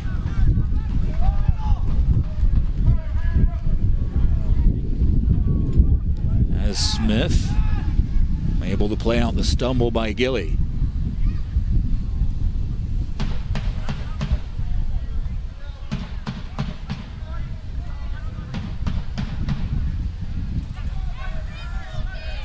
Good turn by Asheville.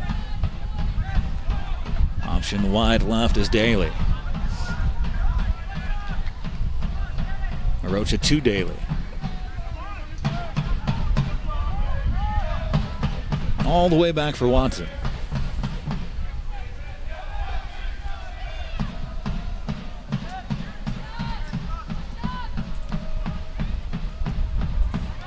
Here's Daly. Daly has some space. Plays it in.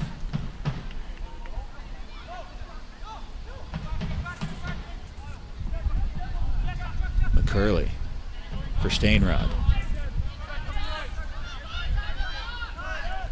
Fitzpatrick. Top of the box. The shot just over the bar. And that shot follows another sequence of strong possession from Asheville, being creative, inching the ball towards these deep areas in this attacking third, and playing through the middle, playing those short passes, moving defenders and creating opportunities and shots for deeper players. Kevin Daly is coming out after his spell in the left wing back position. That'll bring in Jean-Eric Leinholtz. We wonder if he'll stay on the right side or if he'll move over to the left side. It looks like he's slotting in at the left wing back position. He's played right back with 17 starts, 4 goals, 3 assists in his college career. Oh yeah, he won a national championship. I don't know if I mentioned that.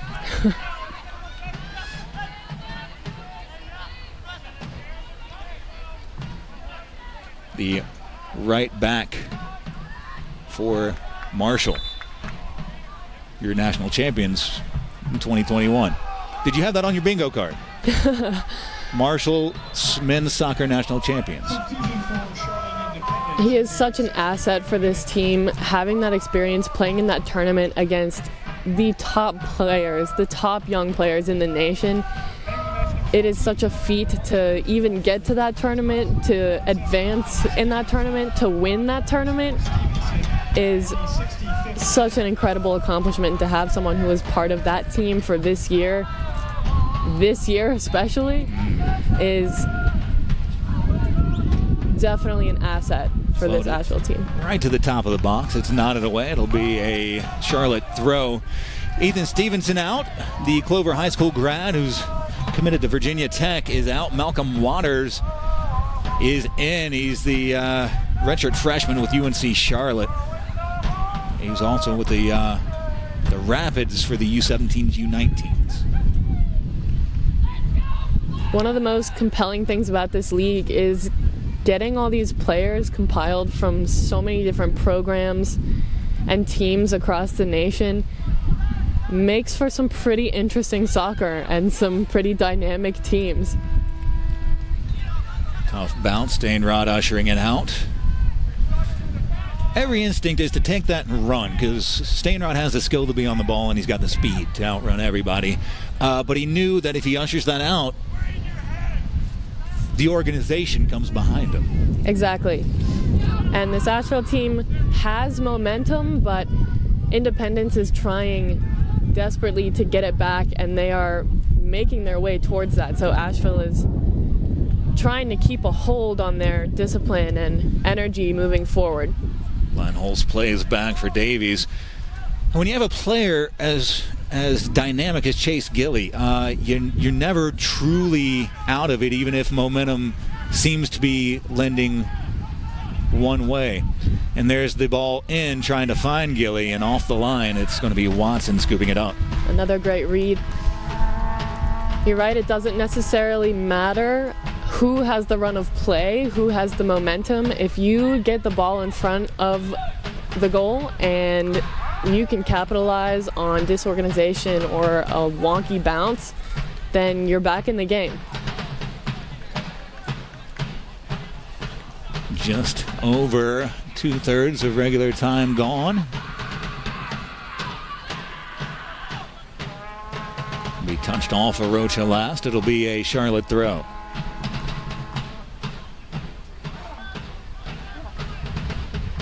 Smith nodding up and out for a corner.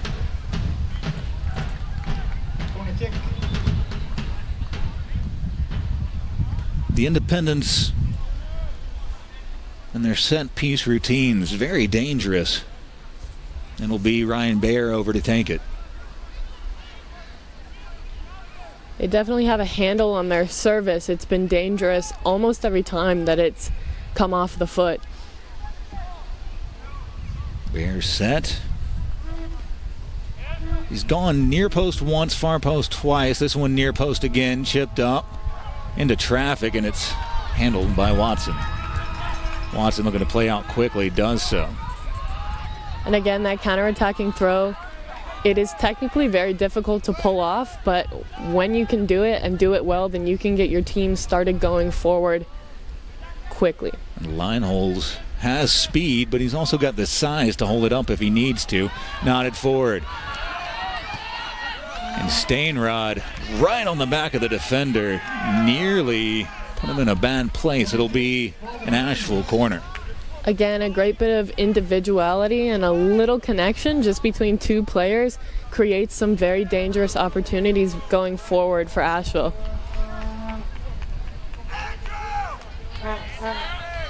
Arocha at the top of the box not taking this corner.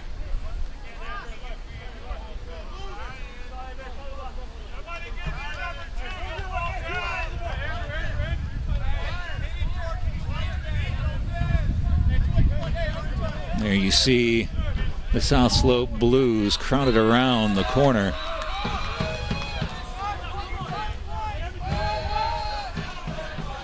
Just under 20 minutes left to play, looking far post. Nodded back across. Smith nearly finding the far post.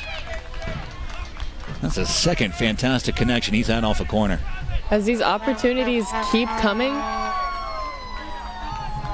Asheville is going to continue to put numbers in the box on opportunities like this, set pieces, and anything that they can inch forward and get numbers in the box in the run of play. Lazio's back. or the goal kick.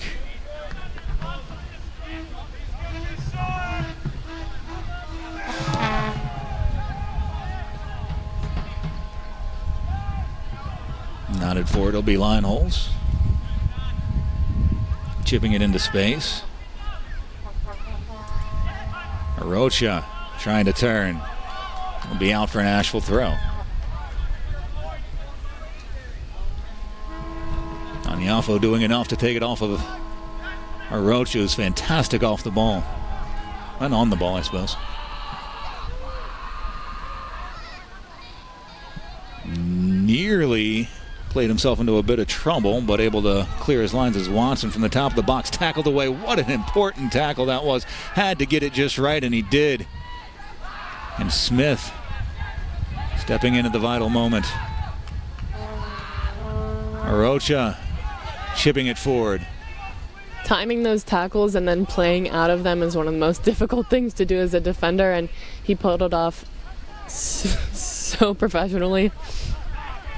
At the top of the box, too, it's always risky to go down to the ground, but if you know what you're doing and you're confident enough, then you know that it's not a dangerous play.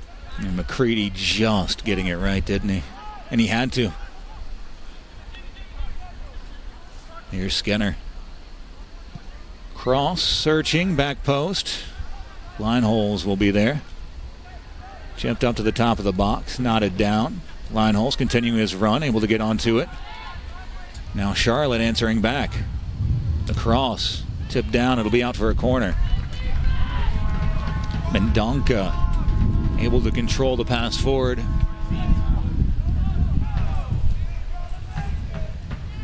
Brian Baer over to take the corner after he gets the ball. About 17 minutes left to go in regulation.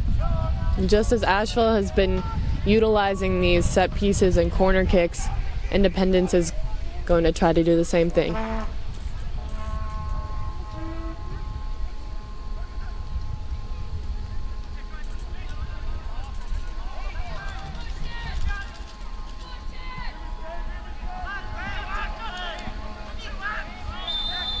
Foul spotted. It'll be a free kick for Asheville. I think probably a smart foul. Hold things up and get organized again. Far side knotted back towards goal. Looking for the run of Arocha. Pastios off his line smartly to pick it up.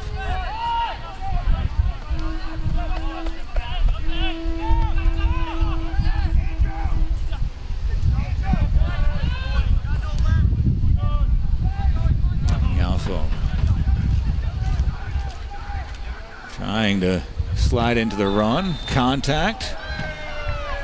And will be foul spotted on Smith. You have to pick and choose your battles when you're getting this late in the game and in your own defensive third. When you know you have backup and you know you have help and the opposition doesn't have numbers in the box, you can afford to jockey a little bit and give them a little bit of space and then step in and make a clean tackle rather than coming in from behind on a recovery run. I think Jamie Smith's argument that it was shoulder-to-shoulder contact, and I would be hard to tell him that it wasn't. I'm sure it was in his mind. That was a lot of shoulder-to-shoulder contact.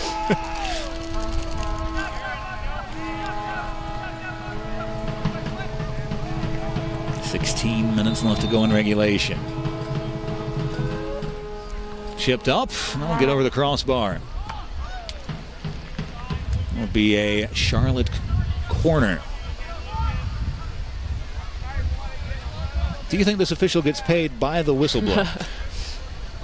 Not that he hasn't been really, really good, because he has. And trust me, I love. There's very little in life I love more than to complain about an official. This official's been good, I thought. Yeah, you're telling me.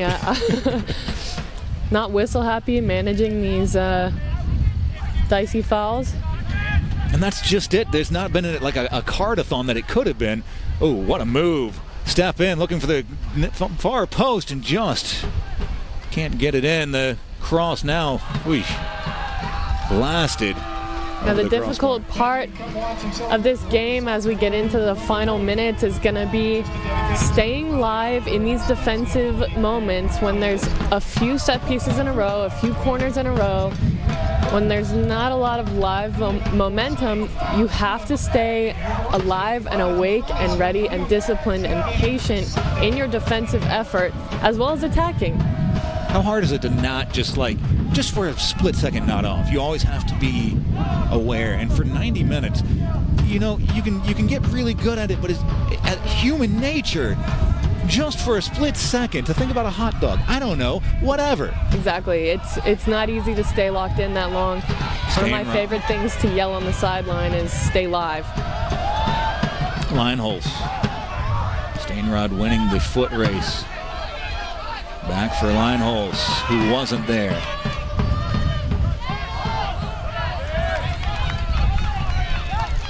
Again, pressing this deep is going to give you opportunities in your attacking third. Asheville pressing very deep for the deep throw.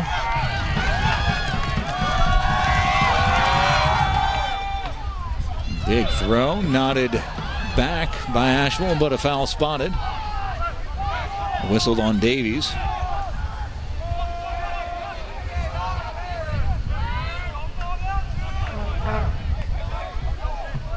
1-1, Charlotte taking on Asheville as we're in the final 15. Just bouncing over the foot, and Mitchner, he had one chance to get it right, and it was a tough chance. It was a bouncing ball. Asheville looking to apply some pressure in the Charlotte third. Anyafo stepping in. Oof. Getting just enough of the ball that wasn't a hard tackle. And played off. It'll be out for a Charlotte corner. Charlotte starting to pile up the set pieces. Taken quickly. Here's Gilly. Gilly touching it back. Looking for the cutback. Settling the shot. Was it deflected? I think it maybe just came off his foot a little bit sideways. Both of we these gave teams, Fitzpatrick the benefit of the doubt in the first half. We'll do the same. Exactly. It bounced weird. Yeah, it did. No, yeah, it did. Both of these teams are going end line to end line. I mean, it's one team then the next, going back and forth in the last few minutes of this game. They're both going to need to, again, stay live defensively, but making the right decision this late in the game at a tie game like this is something that you can kind of get in your head about. It's going to be about instincts in these last few minutes. Atsios with the goal kick. Played deep forward. Nervy moment. Out for a Charlotte corner. Miscommunications are bound to happen. But this late in the game, you gotta tighten those up. Across, near post, flicked forward. That'll be not an out for a Charlotte throw.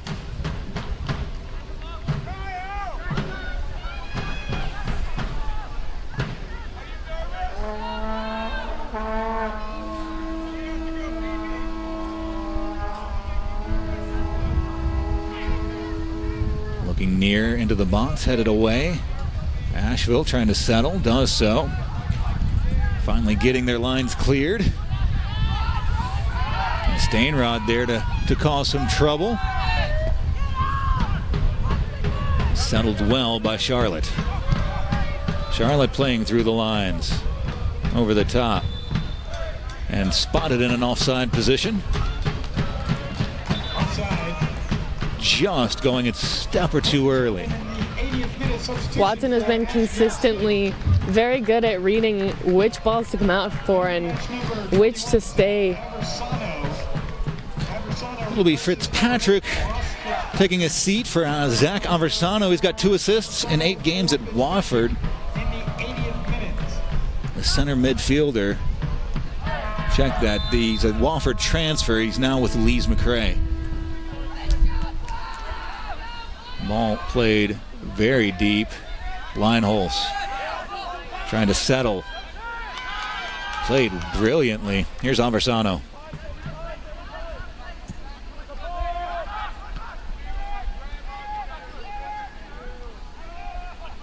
Gilly still pushing that back line.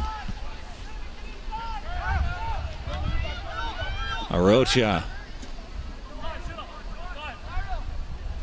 Searching pass for a run that never materialized. And it's a great turn, too. I don't think anyone expected him to make that turn as quickly as he did. And so no one was in a dynamic and penetrating position going forward. Trevor G, number 20, replacing number 10, Mendonça. Mendonça coming out. Replaced by number 20, who I don't have on my roster. I'll have to see what I can find out for you.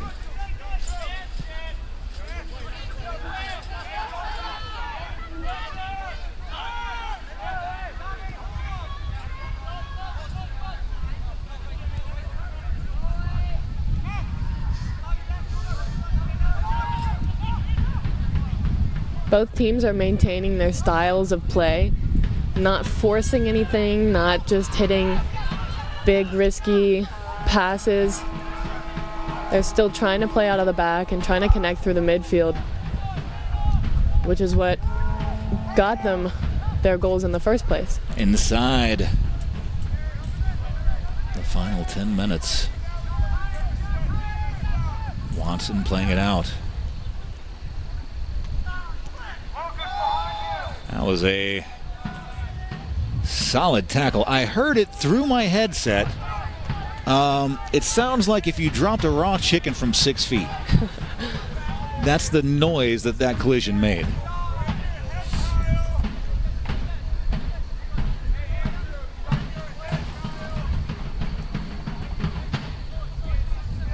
That's not a great coming together.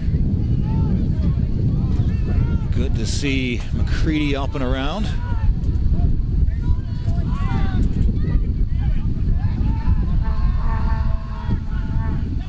Aversano touching it down, losing out. Now it's a foot race.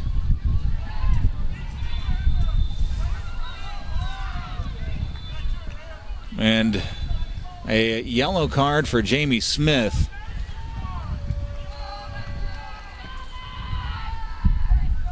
Charlotte's been so explosive on the counter when they win a ball off of a missed pass in the midfield.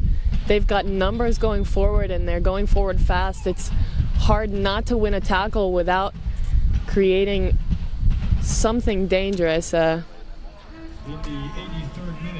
dangerous foul.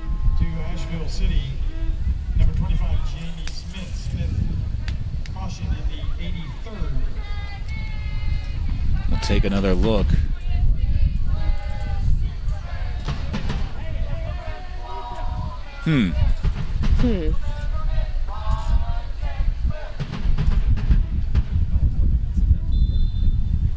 What I saw was a bump, fairly incidental, as a shot over the bar, and then Gilly doing a brilliant thing, which is to draw attention to it.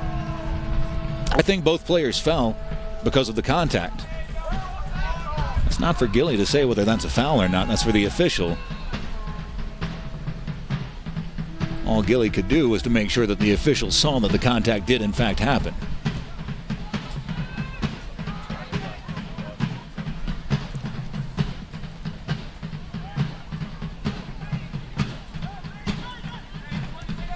Flipping forward, trying to find the run on line holes.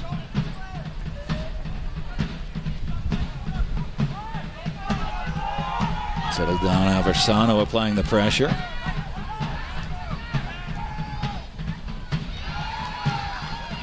And Asheville's pressure coming through.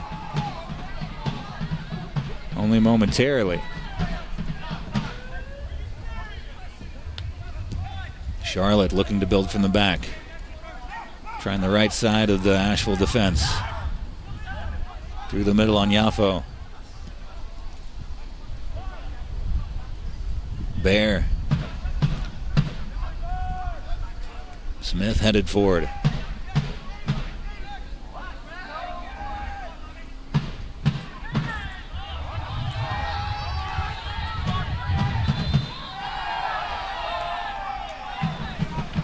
You could see Rocha wasn't running his smoothly best, but spotted in an offside position. Smith nods up, back to the middle.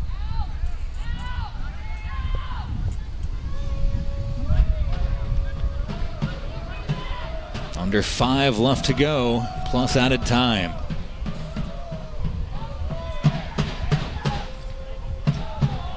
Played off for a corner. It's well defended, though. You don't want to jump into those tackles right away, especially when you know that you're going against a technical player. But you don't want to give them enough space to cut back and find someone totally open. Bear in for the corner.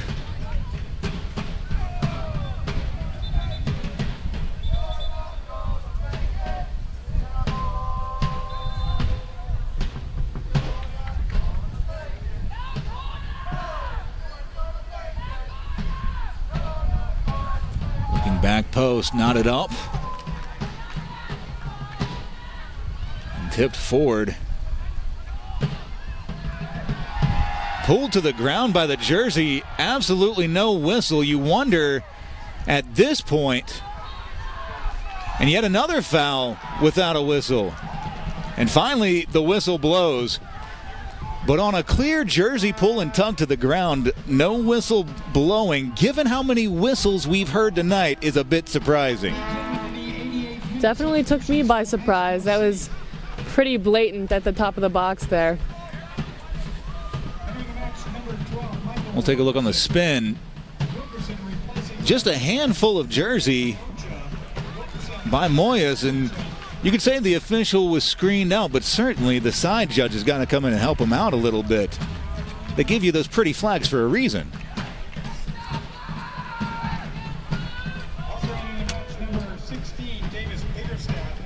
Davis Biggerstaff in, taking the place of Josh Davies.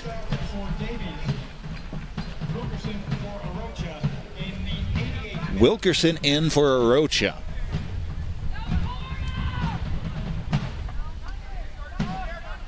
So they're 12 in for 10. We're back underway with just a few minutes left to go, plus stoppage time.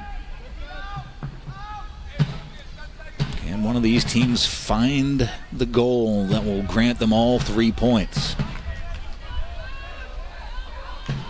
Is Bryson right? Is it 2-1? It remains to be seen. Line holes. Calm in possession. Back for Aversano. Called Watson into a tough position. Top of the box, tries to spin. Smith sliding in at the vital moment.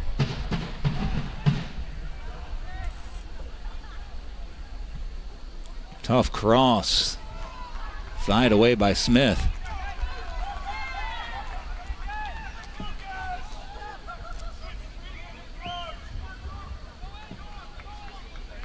Into the final minute of regular time.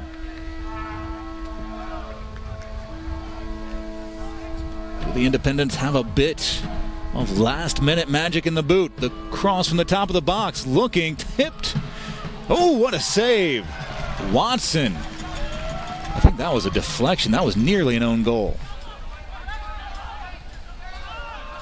That's where you have to really rely on your reactions there.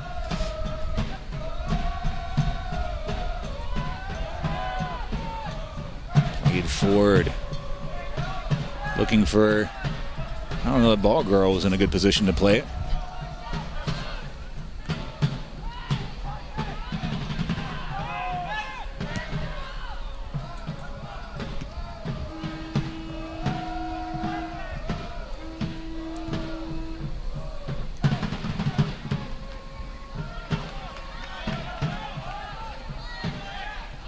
Played forward, Lineholz roped off very well by Anyafo. 3 minutes of time added on.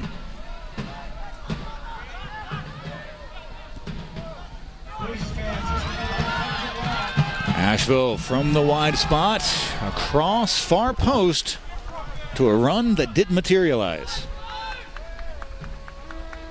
It'll be a goal kick for Charlotte. It's easy this late in the game to try and force crosses like that, but again, you have to wait until you have players in a good position to finish a cross that you can get away from the goalkeeper and back towards your runners. You don't have to be speculative quite yet with your crosses. You have some time to build it up. Not a lot with just about 2 minutes left to go.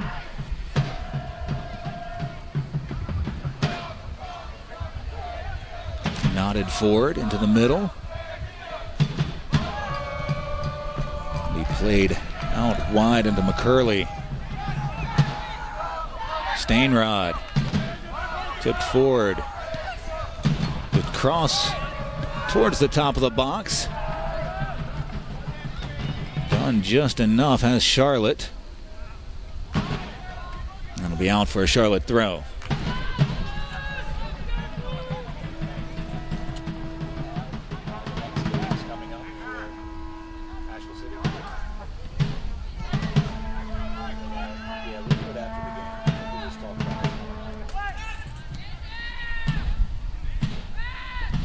Ball bandied at the top of the Charlotte box. Nifty little bicycle. If you're going to clear it with style, right? Defensive bicycle kick. Oh, if I could. Every day. What are you doing? Practicing my defensive bicycle kicks. Play to the top of the box.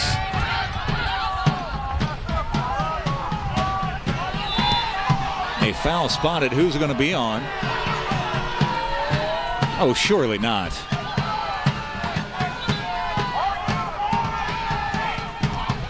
At this point, the official's just guessing. Well, I'm confused.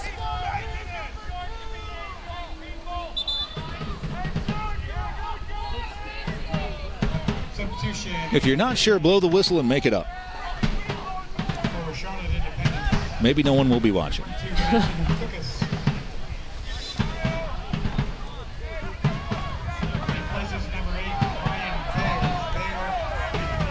So I don't mind as much the fouls that aren't spotted, because you're not going to see everything. But you can't call imagination. That seems fair to me. Nodded forward as we're past the 3rd minute of extra time. It's played off for an Asheville throw. Anticipate hearing the 3 blasts from the whistle any second now.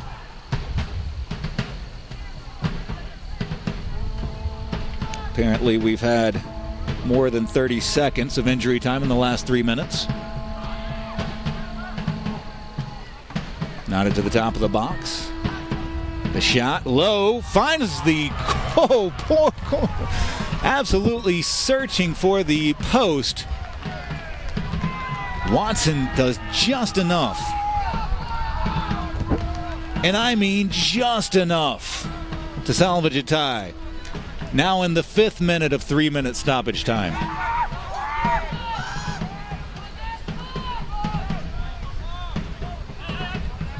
Do you think he's going to let us play until we see a winner? And enough is enough. And as exciting as that was, I've seen enough. I mean, both these teams were going neck and neck the whole game. They were both playing similar styles of soccer, playing out of the back, playing through the midfield, getting the ball wide, and sending in a service. And at the end of the day, they both saw some success with that, with some individual creativity going forward, some penetrative runs and passes and risky opportunities. And at the end of the day, neither of them got the 3 points they wanted, but each of them saw the goal. And I think a fair result, given everything that we've seen. Could either or have stolen a second goal and gotten all 3 points? Yes, but I can make a case that this was a fair result. I'd say so for sure. Both teams walking away with a point. Since it's an Asheville City broadcast, we're going to show you their upcoming games. Sorry, Charlotte Independence. Versus Peachtree City MOBA. That's coming up on the 5th at home here at Greenwood Field. And then Dalton Red Wolves at home on the 12th before they hit the road for the Eagles and the Bantams before coming back on the 22nd to welcome East Atlanta here to Greenwood Field. Boy, that Dalton game kind of sticking out as a big one coming up. It's definitely a threatening team in this league, and we'll have to see what Asheville can build up to be able to face them. 2 more coming up. We have Asheville City women playing on the 4th before the men take on Peachtree City MOBA on the 5th. An exciting weekend of soccer coming up. We can't wait for you to join us on that absolutely fantastic weekend. Before we head out, we want to thank Asheville City Soccer Club sponsors. Asheville City Soccer Club is made possible by Ingalls Markets. We're with you every step of the way. Mission Health, Sports Medicine, proud to support athletes of all ages and skill levels throughout Asheville and the Western North Carolina region. Rhubarb, Food and Drake at their uncomplicated best. Mosaic Realty, make your next move with Mosaic. And of course, Carolina Color Tones, the leader in pre-finished siding in Old London Road, where we watch. We want to thank Roman Ugel, who's done a fantastic job on the camera. We want to thank Zach White, our guru of all things graphics. He's done a fantastic job tonight. Gabriel Glenn Hebron, want to thank him for all the job he did on camera too. We send you out tonight 1-1 between Charlotte Independence 2 and the Asheville City Soccer Club Blues. We'll see you on the 4th.